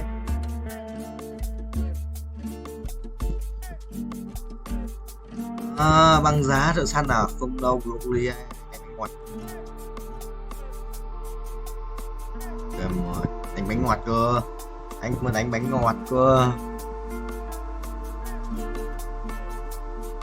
Đây phục cuối mà farm để làm cho em nghe nhé. Tìm bút to quá đây kéo từ này xuống.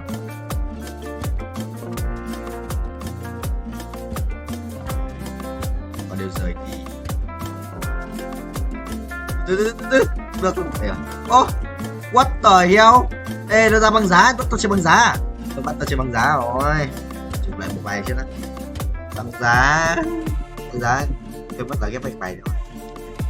Một con băng giá đã 7. Băng giá đã 7 rồi. Băng giá là 7 con rồi đúng không? Dạ. Băng giá thợ săn không? Băng thợ săn là cái đéo thợ săn là tăng 15. Đánh à? Ở đây. 3 băng giá luôn mà, bắt đánh băng giá chặt.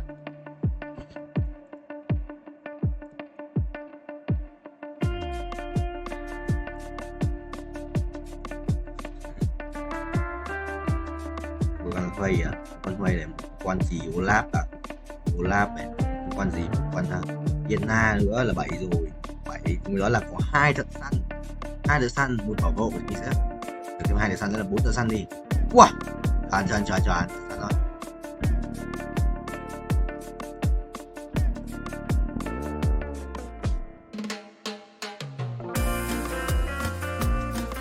Ngon. Xong 4 băng giá, kinh không? 4 băng giá luôn, xong. Băng giá thêm với thợ săn nữa, 2 thợ săn là một con gì kia, đéo kìa.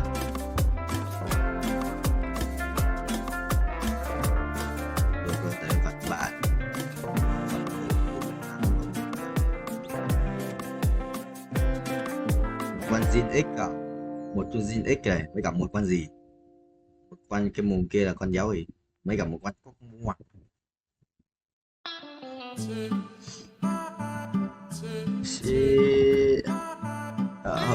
Đấy. Sao sẽ kết thúc phần mới à? Anh xem phần 3, phần 3 nó chả có gì mấy. Đây là phần mới. Nó là ở chuyện lên mà cái thằng ở phần 1 đây, cái thằng đeo kính ấy, về sau thằng ấy là chung cuối mà.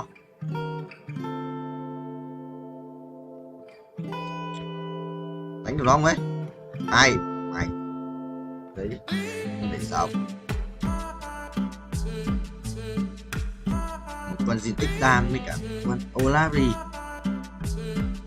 Đổ dùng Wick chưa cả. Cuồng đao đi. Cuồng đao. Sao?